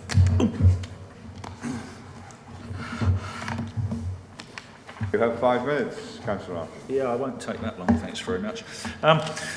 During the progress of the application, I have, of course, spoken to Linda Bacon, the case officer, and given everything that's been said and in the report, I accept that there may well be a case for peak power plants of some sort in the network. But I found myself asking 2 questions. One is, should this type of gas-powered electricity generation be allowed at all? Paragraph 4.5 of your report extracts from the white paper, which talks about low carbon options for peaking capacity as being hydrogen and storage. And one presumes that by storage, they probably mean battery storage. So I looked at the NPPF and at paragraph 152, it says the planning system should support the transition to a low carbon future in a changing climate, and it should help to shape places in ways that contribute to radical reductions in greenhouse gas emissions, minimise vulnerability and improve resilience, encourage the reuse of existing resources, and support renewable and low carbon energy and associated infrastructure. So whilst it doesn't address what you shouldn't support, it says what you should support. And so the flip side must be that you should not support non-renewable and high-carbon fossil fuel uses. The second question I found myself looking at is, should it be here? And I think one of the councillors has already asked that question. It's close to the graveyard of a Grade 1 listed church. And in the glossary to the NPPF, it says about the setting of a heritage asset, it says the surroundings in which a heritage asset is experienced constitute the setting. Its extent is not fixed and may change as the asset and its surroundings evolve. Elements of a setting may make a positive or negative contribution to the significance of an asset. And then the important bit, it says, may affect the ability to appreciate that significance. Okay, so we're not talking just about the asset, we're talking about the appreciation of that asset. So I think really what I'm doing is asking you to ask yourselves a couple of questions. Should this type of plant be approved at all? Is it, in terms of carbon, is it a little bit like buying yourself a diesel generator to charge your electric car? Secondly, if you were standing in the graveyard of Chilton Church, maybe quietly contemplating, either in the existing graveyard or the proposed extension to the graveyard, would your appreciation of the Grade 1 listed church and its surroundings be affected by a generator kicking in behind you? And I suggest it probably would. So, one last question, which I thought of during the previous questions. If this is to provide for when the wind doesn't blow and the sun doesn't shine, which apparently these peaking plants are, why are they not located near where the wind blows and there are generators, or near to where the sun shines and there are generators? Because if it's for the lack of wind or sun, then the obvious place to tap into the network is where the wind and the sun come from. So you would expect this sort of plant to be beside a wind farm or a solar farm, is what I'm saying. Thank you. Thank you. Any questions for Councillor Arthey? Councillor Beer? I just asked him, where do you expect, I can understand the wind, you could put it near the edge of the coast or something, but where do you expect the sun come from? I mean... Solar power generated on solar farms. I'm not suggesting that the council has roofs that have solar panels should have a tiny gas peaking plant right beside them. Councillor Barrett? Just a question is, I think the key word is transition, which you mentioned. It's a transition, so that's to me the key. It's not about anything else. It's transition from a high carbon output of electricity to a low carbon. So would you not agree that that my question, I suppose, to you is it's transition, really, isn't it? And you state transition. It's not about a permanent situation. It's about a transition from a high carbon to a low carbon. Yeah. Well, the answer to the question, if it is a question, is this is addressed in the white paper, and I quoted from it earlier on, and the government says that the transition should be accommodated by hydrogen and storage. Yeah.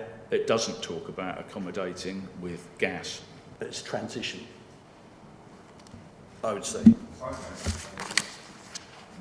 Councillor Parker, question for Thank you, Councillor Arthey. I'm just a bit confused. I mean, obviously, this site is being proposed on an industrial estate, and it is an employment site. So, your reticence around its effects to the heritage asset, which is perfectly valid. That's fine, but it is explained in the report. It is explained away in the report as well. But surely, by definition, if you object to that, then nothing could come forward on this site.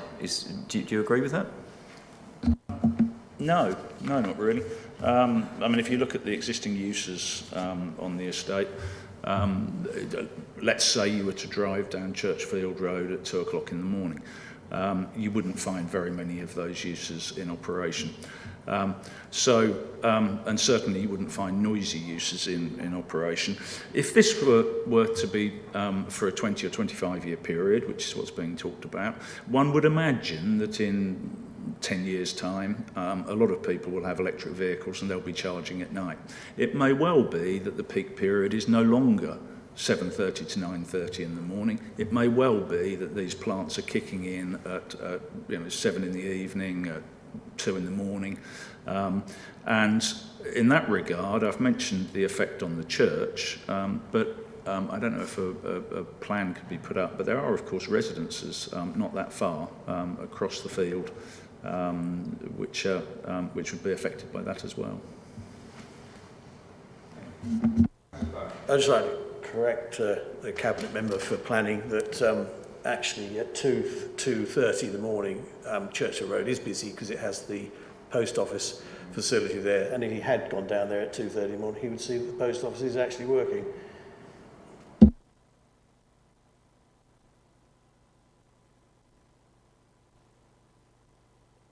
Thank you. Can I respond to that? Yeah, you can respond. Yeah, it's not a particularly noise-generating use. Okay. Thank you. Any more questions for Councillor Arthey? No? Thank you very much, Councillor Arthey. Right. I will now open the item up to debate. Who would like to kick off? Councillor Parker was to speak you to it, Kevin. Well, I'm looking at Councillor Parker as well. I've got this wide eye lens. Thank you. Just faster. Quicker off the mark. I've almost forgotten, Chair, now what I was going to say. I'm just distracted. But no, what I was going to say, Chair, is, and I think we can have quite an expansive debate on this, I think, but what I think is really important is we've got this conflict between what it is that we're deciding here. What we're not deciding is the future of renewable energy as Babergh District Council Planning Committee. What I think that we've got to always bear in mind is that what we're deciding here is whether the use of the land that's being proposed is suitable and appropriate. That I think is what we're here to undertake this morning, rather than the future of renewable energy. Can we just have that confirmed, or otherwise?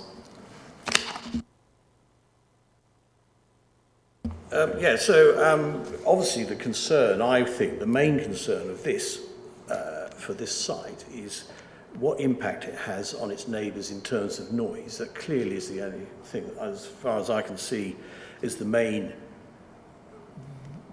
deficit of this site, if we're looking at a planning consideration as opposed to the bigger debate of where we're going with our, as Councillor Parker's issued. So I've just looked at where it's positioned, and I'm trying to work out where we have residential housing. And as far as I can work out from my knowledge of this, which is pretty extensive, we have no residential housing until we hit Woldingfield to one side. We have residential housing going towards which is now Churchfield, well, the end of Churchfield Road, where the medical centre is, and then past that we then have residential housing, which is at least half a mile. I think half a mile. To the south, or to the bottom, we have industrial units, and we also have across Northern Road, we have Nestle Purina, who are a 24-hour operation, and they are closer to the residential houses. So if we take all that into consideration, if you say there's a 1 decibel increase in the ambient noise when they're operating, to me, it doesn't seem like there is an issue regarding the environmental impact. If I'm correct in my where I'm looking at the people. So as a planning consideration, which is a material consideration, that's what we need to be looking at. And I don't think there is any material consideration that would be on the environmental, and that's clearly come up with the reports we've had, of any detriment to the surrounding area. So that's just my observation on that one. Councillor B, you want to join in? Point of order. I would like to know the answer to Councillor Parker's question that he put forward to the officer, because I think it's quite relevant. We are here because of the land. Okay. Would you like to but could you pose emphasise the question again? Right. Well, if I need to, Chair, but I mean, it was really just raising the question: are we here to determine the land and the appropriate or the appropriate use of the land, rather than the future of renewables? I thought that was obvious, but I'll get the opposite. Well, broadly speaking, but I think we've got to consider, well, we've got to gently unpack what it is that this proposal is, but also what it does and why.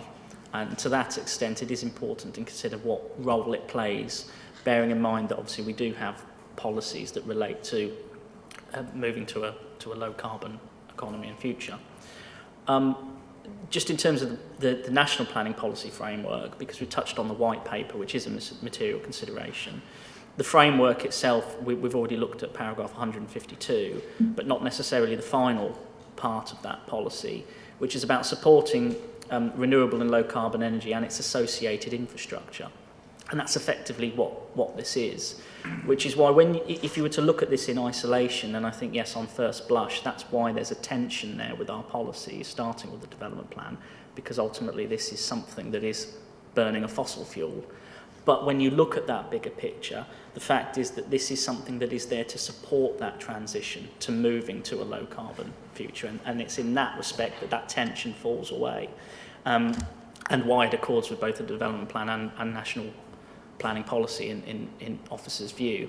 And related to that, of course, this is about energy security, as we've touched on. You know, there will, you know, energy, renewable energy, its time has come, but nevertheless, that it's still not quite there infrastructurally to enable us to rely upon it 24 hours a day. Councillor Busby? Well, I think I go back to my original question, which is why here? Why should we allow that development on that particular site? It may be convenient for the applicant, but I can't say it's particularly convenient for Sudbury. It's supposed to be an employment site, and it's going to generate no employment. It's not needed for local use. It's going to chuck out a whole pile of carbon, which is not particularly good for the climate. It's right next to a Grade 1 listed heritage site, which is not good for that. And we always say that planning applications are determined on a balance of kind of good versus evil. In this case, I can't see any reason for allowing this particular application to go ahead. It's just its only benefit for this site is it's convenient. Well, I'm sorry, but convenience doesn't really count for a great deal when you take all the other negative aspects into account. So on balance, I think I'm against it. Thank you, Chair. I'm not very technical, so a lot of this is way beyond me. But the bottom line is, we are here to represent residents and support them. And this is about who's going to benefit for the installation of this site. And whatever the future holds, I think at the moment that is not for consideration in terms of environmental changes. But who are going to benefit? And there's going to be a lot of benefit around Sudbury and surrounding areas that I would have thought of. And as a member of the Planning Committee, I feel very strongly about what residents benefit from when we make decisions. So that's my comment. Karen. Hands going up all over. Councillor B, you kick off. Thank you, Mr. Chairman. Yes, well, I want to echo what my colleague, Councillor McLeod, has just said. I mean, it's definitely there's a role to play. 23,000 people could have their lights kept on as a result of this. We don't know, but certainly to suggest that because it may not affect the people in Babergh, I think is a bit wishful thinking. I think anything to do to help keep the lights on throughout the country, we should take part in. Hopefully it won't be used as much. This is what we've been told, that there are things in play which will come in and affect this. Hopefully we will get to the 2050 and all these other renewable energies will come on board and keep the lights on. It is low carbon, and I really think we're making very hard work of this, Mr. Chairman, and I'm quite prepared to propose the officer's recommendation in this case. I'd ask for a seconder, please. And you have one at the end.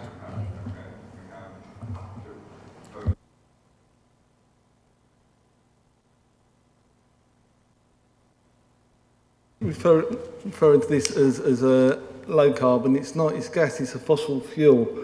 It's going to kick out, based on the figures, it's going to kick out 2 million kilograms of carbon, which is equivalent to nearly 10% of the residential heating that we put out already. Now, we've already declared a climate emergency, this council, yet we're going to potentially agree a planning application that significantly increases our carbon. We need to stop using fossil fuels now, so as came out in the IPCC report recently, and I can't see that it's going to benefit anyone in Sudbury, and I would like to propose that we actually refuse this.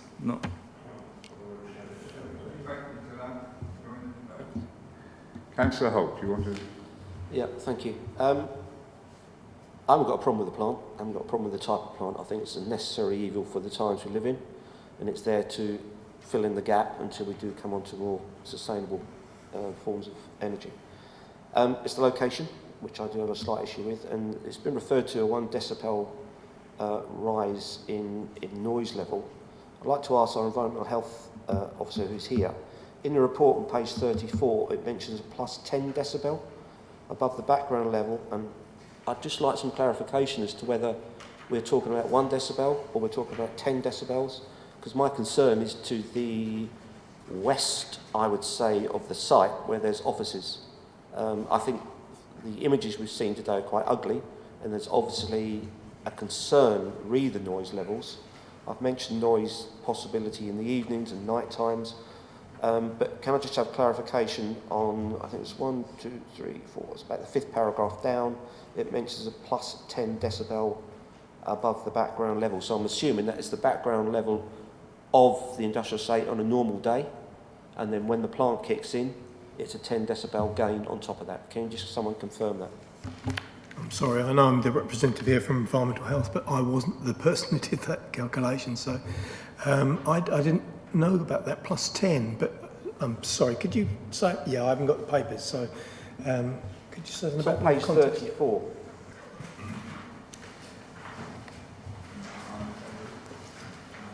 Right, oh, thank you.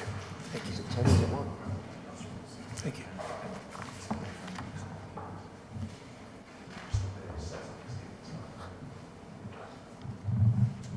I just think that overall the noise impact is the main concern for me for the employment businesses already on the site.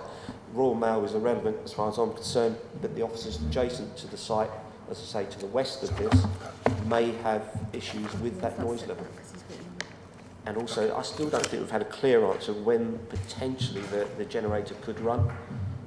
If we can be guaranteed it won't run between 10 p.m. and 6 a.m, then but, you know, the offices there only work between 7 in the morning till 6 at night. So I just want a clarification on the noise. Sorry, can I respond now? Yeah, the plus 10 dB above the ground level is referring to BS 4142, which is the standard that's applied at the planning stage for this. The officer who dealt with the noise side did seek further recommendations or suggestions from the applicant, and that's where the 1 dB came in. So I'm a little bit confused as to why they're saying that it could be plus 10 dB. I didn't understand that was the case. Can we get some clarification?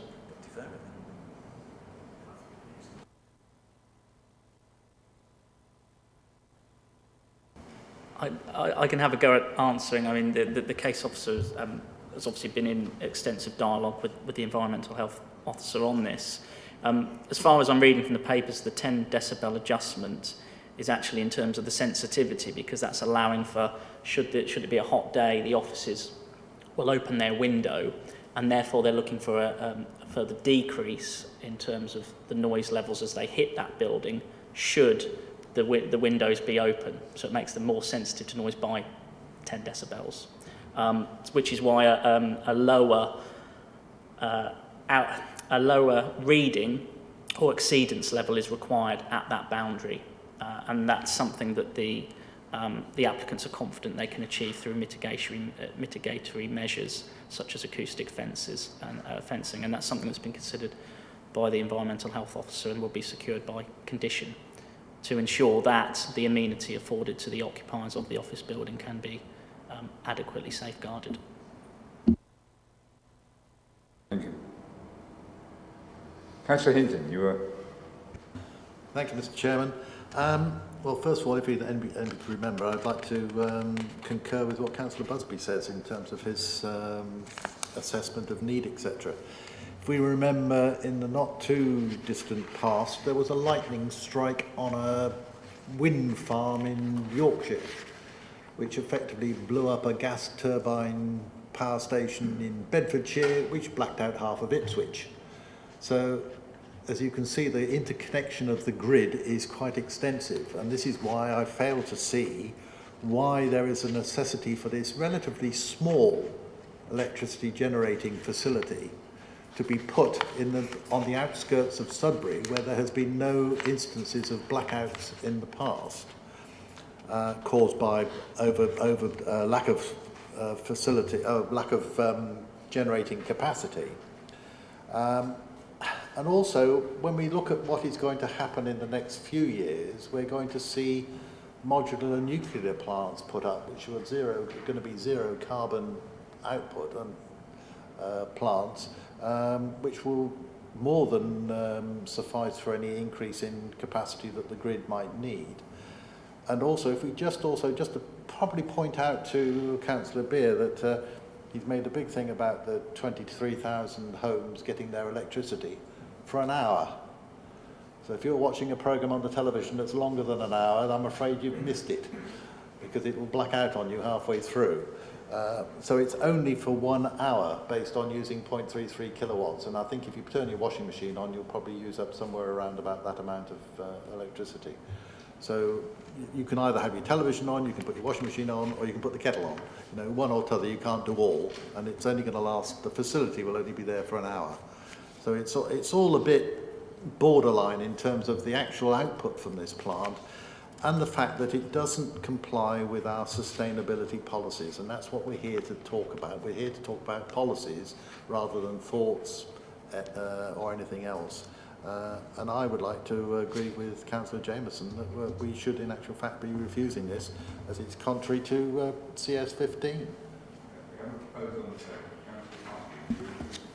Well, just really to take a contra view on that, but not entirely. You see, as our officer said to us earlier, there is a clear conflict with this proposal, and this is the issue, because we're committed to being zero carbon by 2030, and yet here we are. You know, with this proposal, the problem, of course, is that all of us, every single one of us here, is going to have an increasing demand on electricity, not a decreasing demand. So actually, we need to wean ourselves off of electricity is the real issue, but of course we're not going to do that. So if we accept that we're going to have more electricity, it's all well and good saying that, you know, we can't have these plants, but what then? You know, whole questions about the lights going out, etc. So Unfortunately for me, as I sit here at the moment, as much as I absolutely understand all of the arguments that are being put forward as to why we shouldn't do this, I haven't heard a single thing that's explaining, describing. Perhaps one of my colleagues could explain to us what an alternative is that's before us. We're not being asked to do nothing. We're being asked to take a decision. So that's all I'll say. Thanks, Chair. Anyone else wish to say anything before we take the... Councillor Jameson. Councillor McLaren mentioned earlier that she's looking at this in benefits of the people of Sudbury, but I can't see any benefits to the people of Sudbury. There's no employment, there's increase in noise, it's going to affect the heritage site of the church, and the electricity that may be generated is going into the grid. It's not dedicated to the people of Sudbury, so I don't see any benefits to the people of Sudbury if we agree this. Thank you. Councillor Beer, you are. Could I just ask, where do we get our electricity from? The national grid? Thank you. Thank you. Councillor Busby, you want to make... Well, partly to answer Councillor Parker's question about what's the alternative. Well, we've got facing us 4 solar farm applications coming forward. We've got offshore wind coming out of, well, I'll say coming out of our ears, which is not physically possible, but all coming onshore to the Babergh mid-Suffolk area. We've got an energy from waste site. We've got battery storage in the same area. I think Babergh and mid-Suffolk are doing more than their fair share in terms of energy production and energy distribution. I don't think we need to go particularly for one gas-fired generator. Yeah, I take on board what Councillor Busby's saying about the solar farms, but of course one of the things you can't do, you can't eat electricity. So the more agricultural land that we take out of use and make electricity, then there's a danger that we actually reduce the amount of food that we're producing. So as much as we'd like to eat electricity, it doesn't actually sustain us. So there's a danger that big solar farms, although they're quite handy and they're quite good, actually do mean there's a reduction in the available, and I think there's a grade 2 land is being used, which is not good. It should be lower than that, grade 3 or whatever, but there seems to be a preference now of going into higher grade land, which is good agricultural land. That's a danger. I think we need to be wary of that. We have no more comments, no more additions to the debate. Then we have a proposal on the table that we accept the officer's recommendation. Can I ask the Governor's officer to organise a vote? Are we all okay with that? Councillor McLaren. Thank you. Yeah. Thank you, Chair. Members, that vote is now in progress in your app.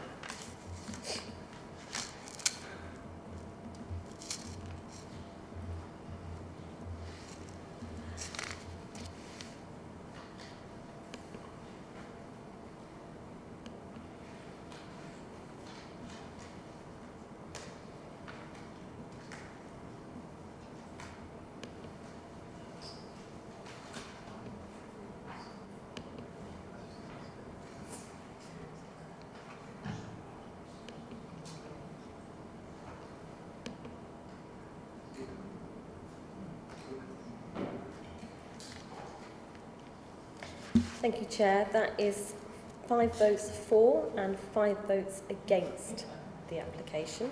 I knew that would happen.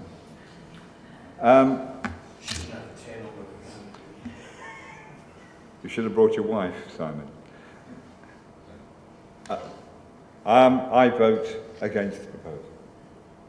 So the proposal is defeated. We now have a proposal for refusal. Have you the reasons why we refused? Based on our policies CS13 and CS15, which propose we go for low carbon supplies. Are we happy with that? We can make something out of it? Yes, I mean, obviously you've got to factor into it. you've obviously got to factor into account other material considerations such as national planning policy and guidance, emerging policy and guidance, and of course the benefits of the scheme. So I'd need to be clear that you've factored those into account and they don't offer an alternative direction to that posed by the development plan, which would appear to be to refuse based on... The MPPF, as mentioned by Councillor Arthur, does also state that we should be transitioning to a low carbon future, and this is not a low carbon future. That's absolutely fine. I'm just being clear that you're taking that into taking that into account, so that in effect the wording that I would propose based on what you've said is that the proposal comprising a fossil fuel powered standby energy generation facility would not represent sustainable development by reason of the environmental harm occasioned by the burning of a fossil fuel that would increase carbon emissions in the locality, contrary to policies CS13 and CS15 of the local plan, and there are no material considerations that indicate otherwise. Yeah. Along those lines.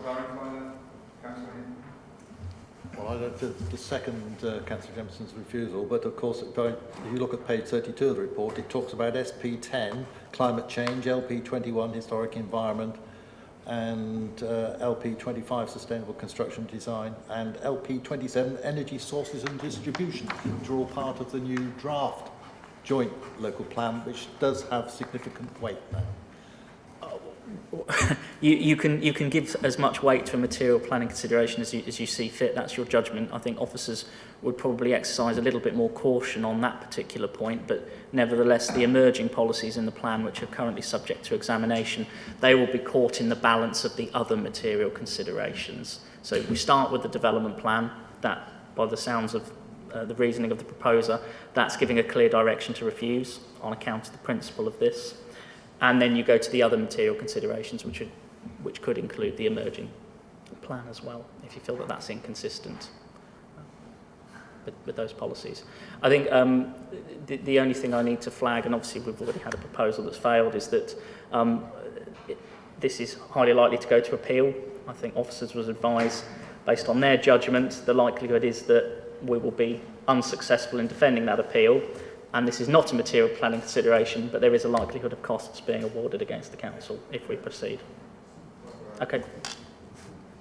So I think we've got that. Councillor James. Yeah. You have a proposal and you have a seconder. Yeah. And you're happy with. Sorry, Chair. I was querying the vote, but in fact I missed you out of the vote. Sorry. I was counting up how many people were.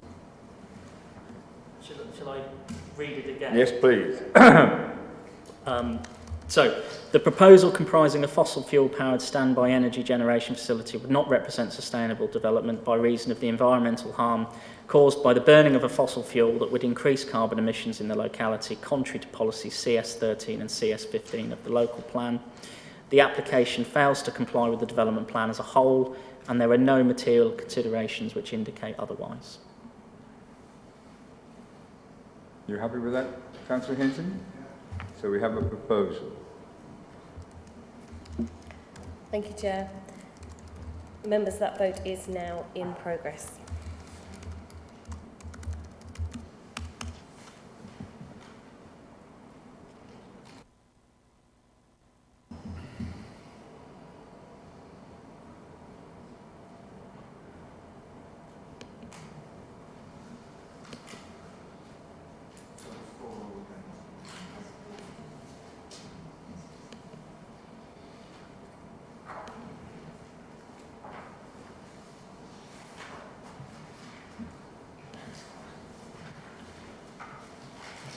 Thank you, Chair. That's 5 votes for and 5 votes against.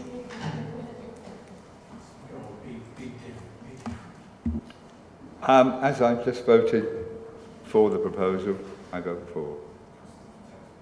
So we refuse the offer. The application is refused. Thank you, everyone.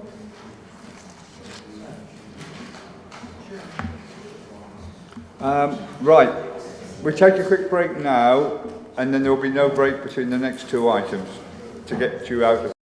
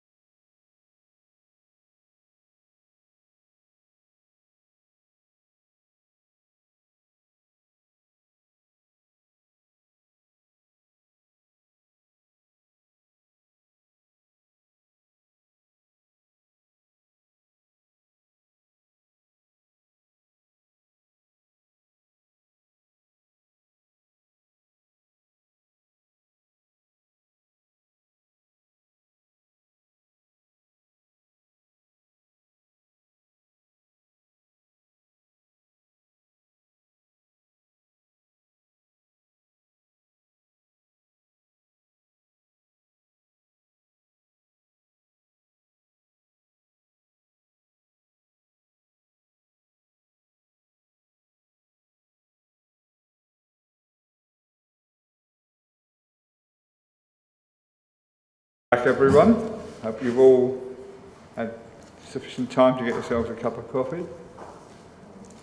Right, moving on. DC 21-00599, Station Road Car Park, Station Road, Sudbury, Suffolk. I'll ask Owen Fairs to introduce the subject to us.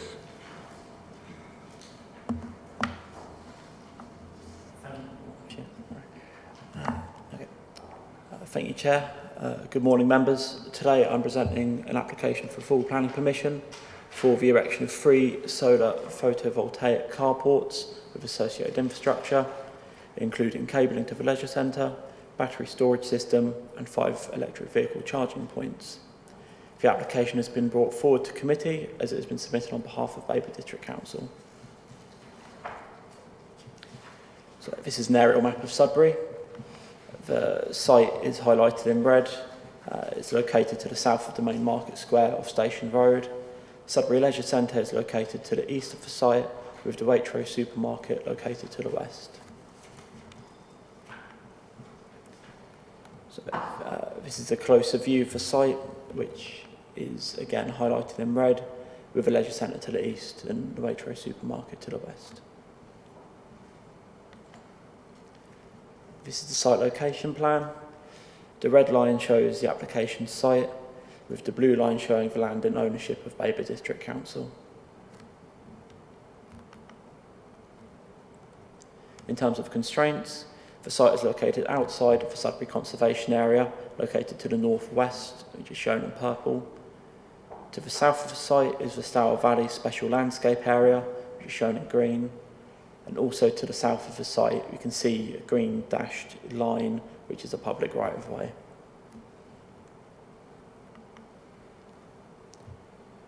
So this is the proposed block plan. The solar carports are located here, so you can see in blue. So we've got 2 carports to the northern boundary and 1 more central in the site. The 5 electric vehicle charging stations are located here to the northern boundary. The battery storage and lockable glass reinforced plastic housing container are located in these boxes here. And there's a trenched cable route can be seen in light blue along here.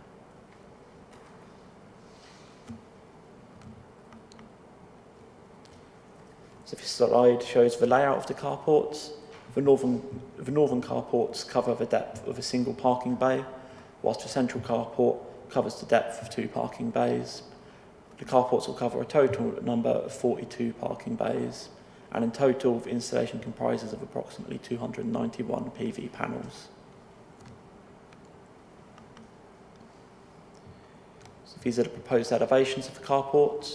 The carports along the northern boundary of the site covering a single bay measure approximately 4.1 metres in height, with the central carport covering the depth of 2 parking bays measuring a total height of 4.8 metres.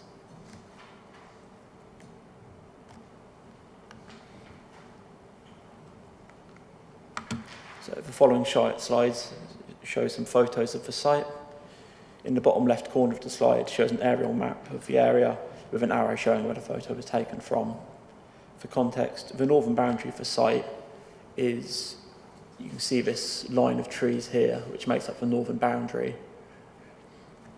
This slide shows a view from the access point into the car park towards the leisure centre.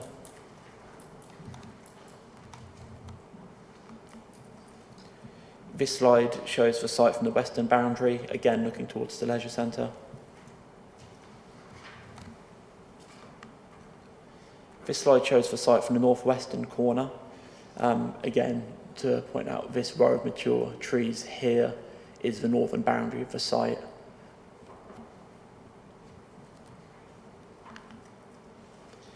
This slide shows the site from the northeastern corner, looking back along the northern boundary towards the Waitrose building.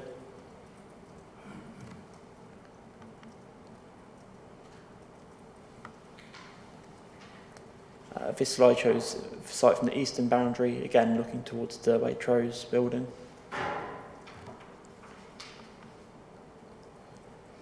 this shows the location of the battery electric storage system behind the lockable gates we can see here, with the lockable glass reinforced plastic housing container located approximately here.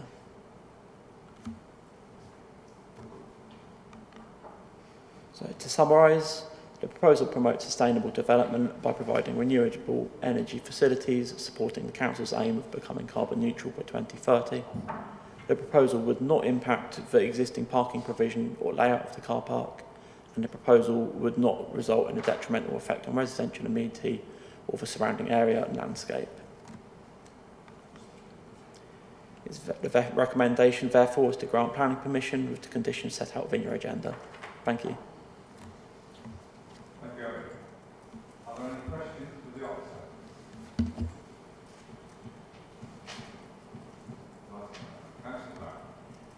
Just for clarification, the positioning in the car park, the application coming forward for the medical centre, is that purely in the lorry park area? It's, if you're able to get the slide off the layout, please. It's above the car park where the lorries are. As I say, the main leisure centre car park is divided into two sort of defined areas. Yeah, there's a divide between the lorry park and the area that you're putting these on. Yes, there is. As I say, I'll pull up the plan just to, so I can show you that. Sorry to be a... Yes, so... The aerial map shows it. So obviously that... Yeah, so this is the site in question in this space. I think the lorry kind of parking area is lower. That's the here. lorry park. And is that where the health centre is going? I'm not sure, I'm afraid. Yes, I've been advised it is, yes. Yeah, that's where it proposes. Yeah, okay. Because I know it's not... sometimes these things, get put in place, and then I would hate to think that we take them out, and then there's a development going in instead. Fine. Thank you for that clarification. Thank you. Thank you, Mr. Chairman. Just a quick point. The solar generation capacity at the leisure centre, is that linked into this system? And secondly, the uprights supporting the pole of the PV panels where you've got two bays end on, is there any allowance made for extra width to the bays to avoid colliding with those? Because we don't want people driving into those and effectively bringing down the whole structure.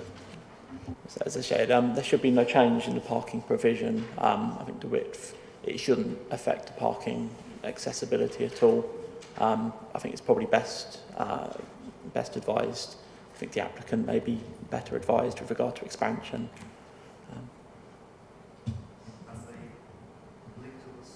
Solar generation at the medical centre, I've got the medical centre on my brain now, on the leisure centre? So, but it's probably a question better suited to the applicant.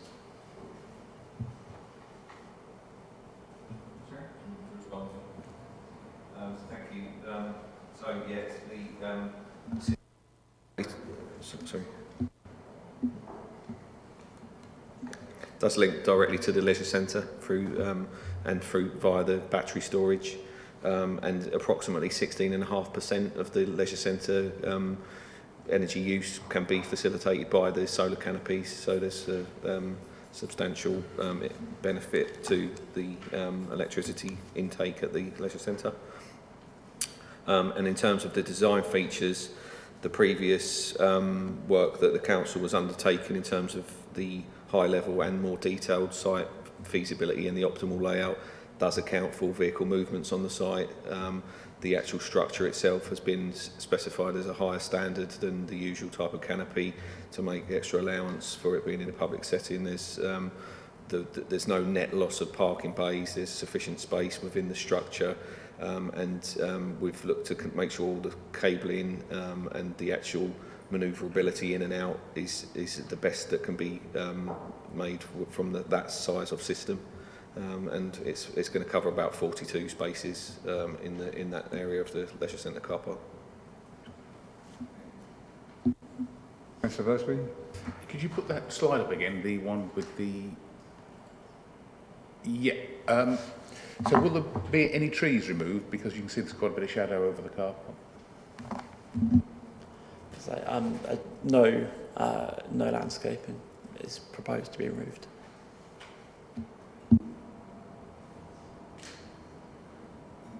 Okay, no more questions? Fine. Thank you very much, Owen. Right, moving on. We have no public speakers. Obviously, you've met the applicants who are here to answer questions. We have no ward member. So I'll open it up for debate. Councillor Beard. Oh, well, I'll kick off. I'm very pleased to hear that we're not losing any car parking spaces. That's certainly a plus. And it's good that for the motorists, it's time that they had a fair crack at the whip and rather than on being attacked all the time. They are doing their bit, Mr. Chairman. I think this can only help and it'll be welcomed by them. And I'm quite happy to move the officer's recommendation. Thank you. Councillor Barrett, second. To make any comment? No, just happy to go with the flow on this one. Anyone else want to make any comments? Councillor Hinton? I'd just like to make a comment, if I may, on the panels above carports. Sounds wonderful, great for providing shade as we have all these extreme weather events with excessive heat, etc. So they will keep the cars clean. But I hope they are built to a sufficient standard to be able to withstand heavy snowfall. I know from experience on the continent that sometimes these things are built to an ordinary, should I say, standard, and then you get sudden heavy snowfall. And I can take you to parts of Spain, for instance, where they used to have loads of carports for shielding cars from the sunshine rather than for energy generation. But they're not there anymore because they all got flattened by a snowfall.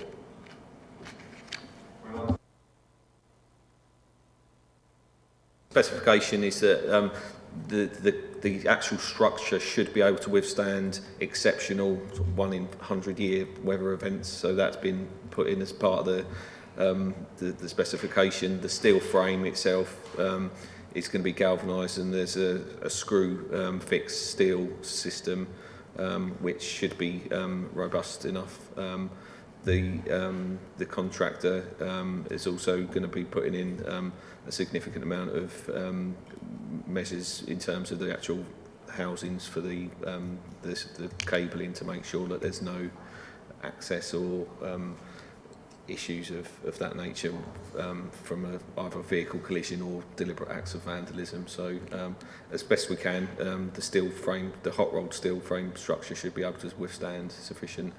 And also the on top of the actual PV panels that will go on, there is going to be an extra sheet as well to support the as you say, like snowfall, any debris that can get on the top, or any actual things that are put on the top from any vandals or anything like that. We will maintain the PV as well as part of a separate contract. The council's looking, I think it's March next year, to look at the estate management of the PV, including some of the residential, and this will be included in that as well to make sure that the necessary maintenance and also the CCTV system for the town has also been looked at in terms of coverage to make sure that the structure and the facilities can be observed through the CCTV system.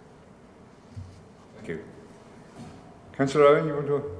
Yeah, I assume this is going to be like a fast charge because when the obviously charges do come in on Sudbury car parks, they don't want to be charged over. It's just like a statement. Initially, the system can support, and from the start, there'll be 5 electric vehicle charging points installed, 4 fast and actually 1 rapid, and the rapid is the one that can charge up to 80% vehicle charge in about 50 minutes or so. So that's a significant step for, and because this is very much a learning pilot as well, putting this technology in place will give us a very good opportunity to actually monitor how the use is and the demand is is going forward, and support similar installations across the districts as well, if these work out as expected as a significant benefit to the infrastructure in the districts. Do you want to ask a question as well? Yes, following on from that, it's triggered something. Does that mean that if when the new charges come in, that you've only got 1 hour to park, it could take 2 or 3 hours to charge up, so you'll have to pay for that as well on top of the charging of the, or will that all be in a sort of set deal? Yeah, or will it be 2 charges, I suppose I'm saying? Yeah, so the exact charging mechanism is yet to be fully determined, and it does link into the council's wider sort of parking strategy work that's underway as well. But essentially, yeah, we will need to do some promotion about how the vehicle charging points are used in practice, because obviously we want to generate that turnover, particularly the rapid charging point. We don't want someone parked there all day, really. If we want that churn of people able to use the rapid facilities, and also obviously for the income generation aspect as well. Mr. Chairman, if I can come back on that. You haven't actually answered my question. I understand what you're saying, and that there's this parking review, which I don't know anything about, but will we be charging after 1 hour for the vehicle being parked there plus the charging costs of charging the vehicle up? What you said is what could come later. Yeah, if I went there once you'd put that up and I plugged in my, which I haven't got, electric car, would I be charged for parking there over 1 hour, and would I be charged separately then for the charge? Yes. Yeah. That's what. Yeah, thank you. We have a proposal on the table. Councillor Hinton, you. Just one more quick point, Mr. Chairman, based on what Councillor Beer's been saying about charges, etc. Did we investigate this location as presumably been selected because it's close to the leisure centre and it can be linked to the leisure centre, etc.? Did we look at the possibility of any sort of partnership agreement with Waitrose, as per Volkswagen and Tesco's, where they've been putting in free charging points? Yes, we did have a very early conversation with Waitrose about this, but because of the optimal scheme that was produced was really to maximise the self-generation impact against the leisure centre. This is not a very large scheme in terms of 40 bays and what it can actually generate, because with the feasibility study, the constraints of the site and the use of the site were factored in as well. So on the basis it's quite a small scheme, it was not progressed with Waitrose because we looked at the benefits to the leisure centre first and foremost. However, as mentioned, this is a learning scheme. Potentially it is scalable, and there may be opportunities that arise from this, and indeed from the Apollo Medical Centre work as well, which we've also had some dialogue with, as we really to see whether from the outset that there would there be an opportunity to do something joined up. Not at the stage we need, because we are bound to some external timelines for the funding. We've got a significant amount of UK government funding to support this, so the timeframes weren't really compatible at this stage, but that's not to say that there might not be opportunities that arise in the future. Okay, well, if that's it, we'll go to the vote. Claire, if you can prepare the vote. Thank you, Chair. Members, that vote is now in progress.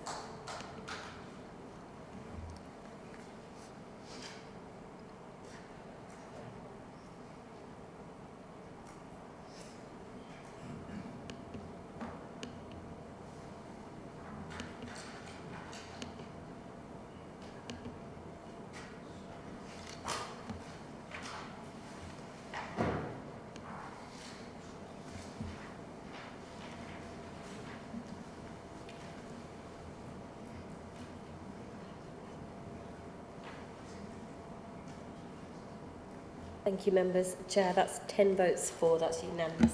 Thank you. 10 votes for. Right. Thank you, everyone.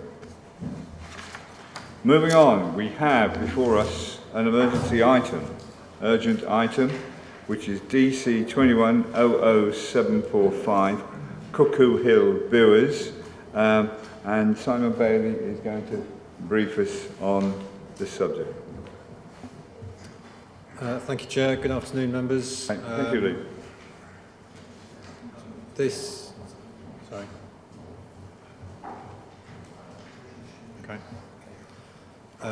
is an urgent item added to the agenda with permission from the Chair. The matter refers to the committee's resolution of 14th of July to grant planning permission for a revised scheme for plots 5 and 6 at the former slaughterhouse site Cuckoo Hill Brewers, now known as Apple Tree Mews. Committee resolution of the 14th of July was to grant planning permission for the revised scheme presented then, subject to Section 106 planning obligation with the security of a bond to the sum of £250,000 for the council to draw from to complete the development should the developer, for whatever reason, default. We've been advised by the developer that, unfortunately, despite their best efforts, they've been unable to secure a bond to the agreed value. As such, they are requesting an amendment to your resolution of the 14th of July. As set out in the papers before you, the options considered viable included, firstly, a cash deposit with the council, secondly, the transfer of title to the two properties, and thirdly, a bond, but to a lower value.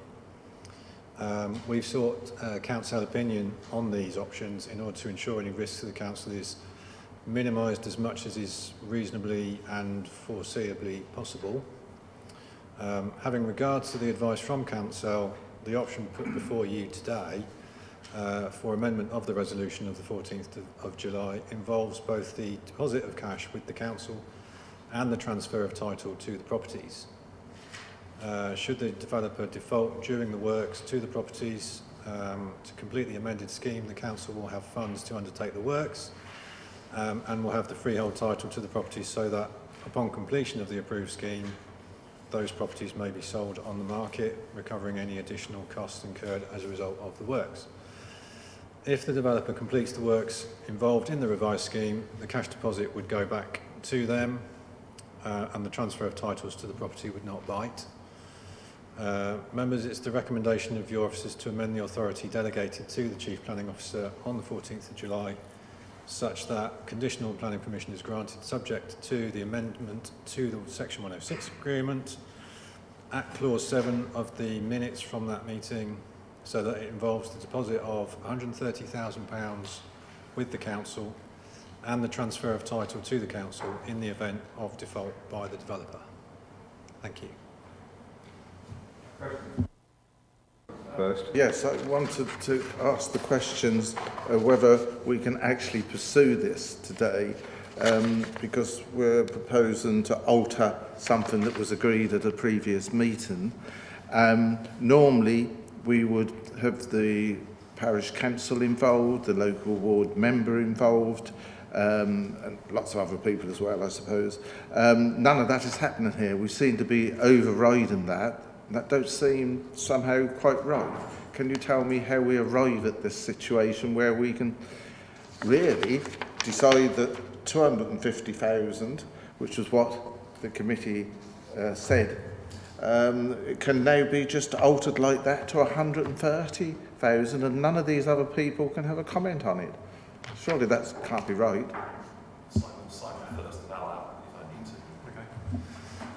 Thank you, Councillor Beer. It is an urgent item.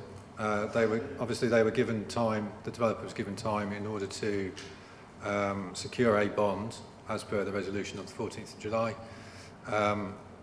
But the time for them to achieve that is between that decision and the deadline for the enforcement notice, the compliance with the enforcement notice, which is tomorrow. Hence the reason we've put it before you today for this amendment. Because in the absence of a resolution and them able to achieve what that resolution requires, we would then be looking at them complying with the enforcement notice. So technically, those two buildings should be ground level by tomorrow. But they're not going to be because the developer hopes that they will still be able to pursue this with an amended resolution from yourselves. But if obviously your decision is not to agree that, then they'll have no option but to comply with the enforcement notice. I think more my point, Mr. Chairman, was have we consulted with the ward member and the parish council, because they were involved in all this? Then I'll give you some other answers. Chairman, just to say I agree with and endorse Mr Bailey's comments. The Council's constitution does allow for urgent items to be considered. Obviously, they shouldn't be done at the drop of a hat. It's not a small matter to consider something without the normal formalities of notice, etc. In this, Mr Bailey's explained why there was a serious time constraint here, which ties in with the great concern that the members have had and local people have had about compliance with the enforcement notice and this development being, the unauthorised development being in place a long time. Indeed, we have taken advice from council, from the leading council, Queen's Council, who represents us very well in the appeal recently, and I was at the same virtual meeting Mr Bailey was at. As he's explained, we're not seeking to fundamentally change the decision that was made last time, but to adjust. It's a significant adjustment. We'll acknowledge that, but our advice as officers is that and council has endorsed that the element of risk is being mitigated as best may practically be. I mean, of course, it's a matter, lawyers don't tell councils what to do in this context. It's a matter of judgment for the committee today, but our advice is this is appropriate.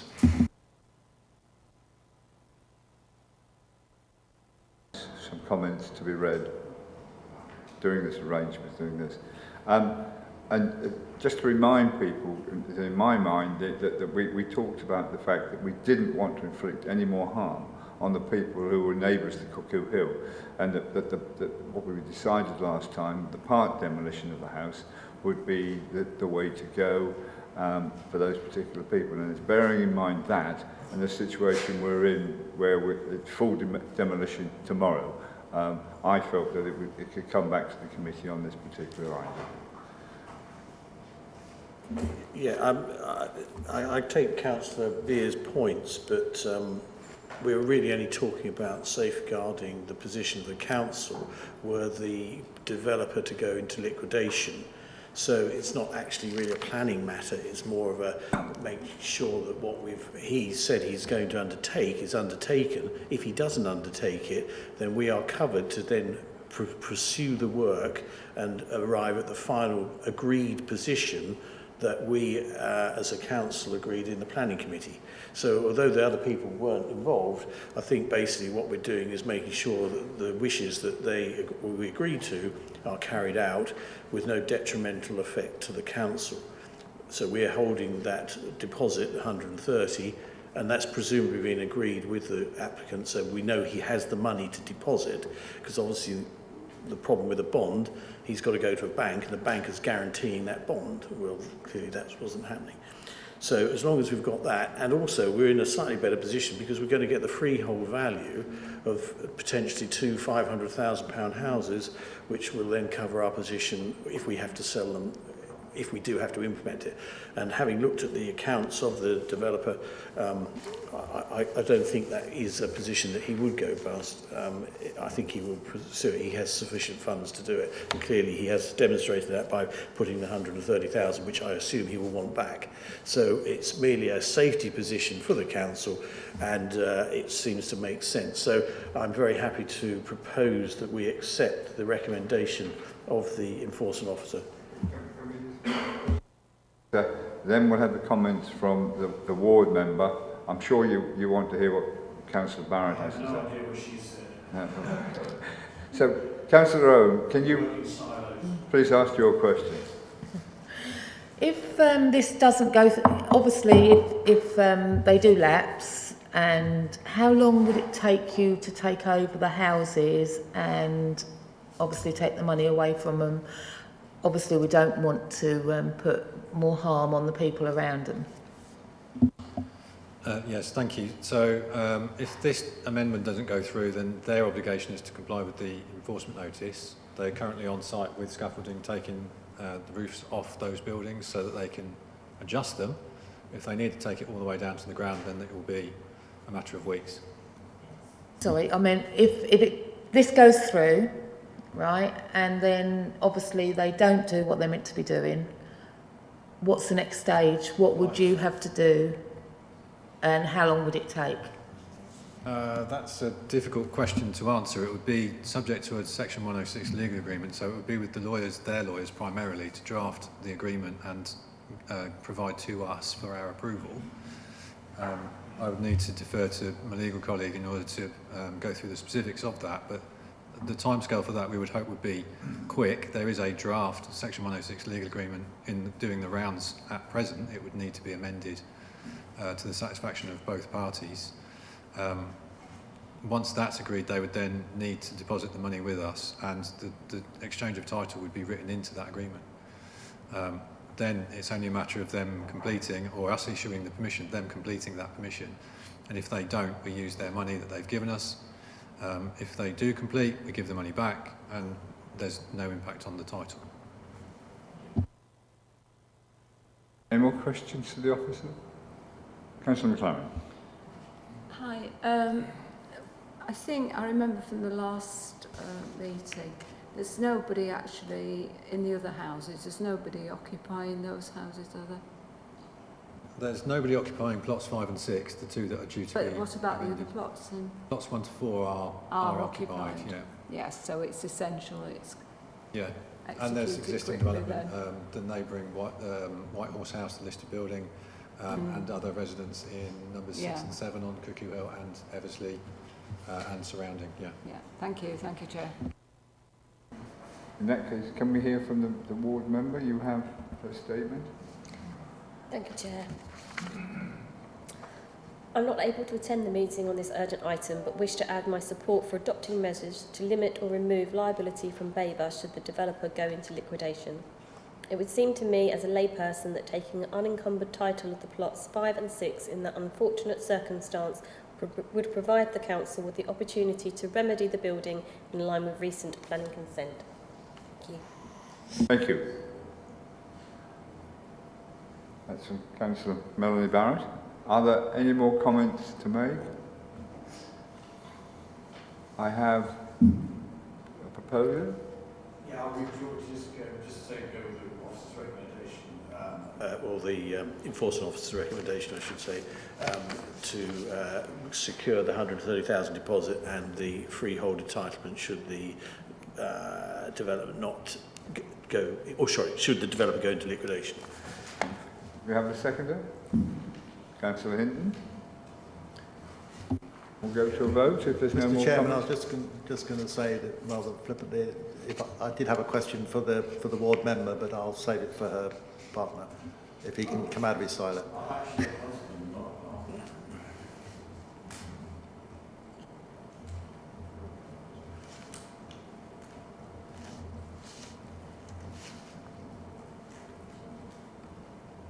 You all happy with the question? You happy with the proposal? Oh, yes, Chair, yeah. It's okay. Okay. So Claire's writing it out, typing it out onto the thing.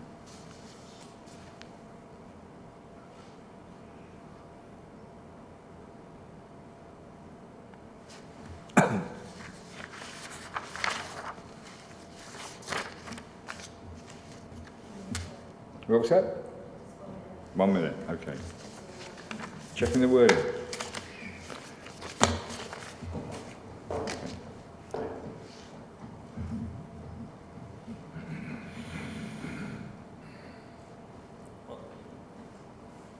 Sorry, Chair, in effect, the wording would be Yeah. members are voting in accordance with the papers. Yeah, yeah.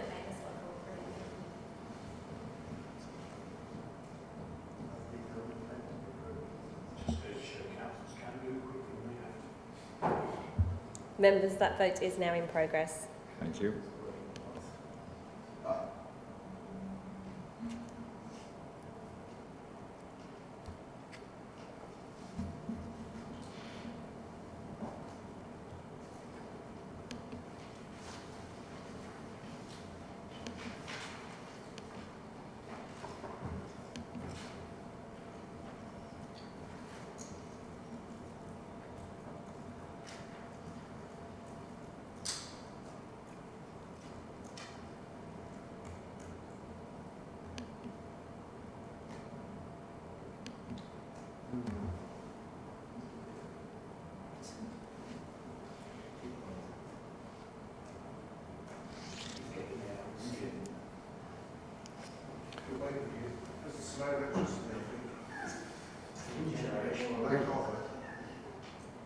Councillor Beer, would you like me to take your vote verbally? It's just gone through. So, Chair, that's 8 votes for, 1 against, and Councillor Parker has left the meeting, so he has not voted. So the same one. Thank you. That's it for today, folks. Thank you very much. I'll formally close the meeting at 12:35.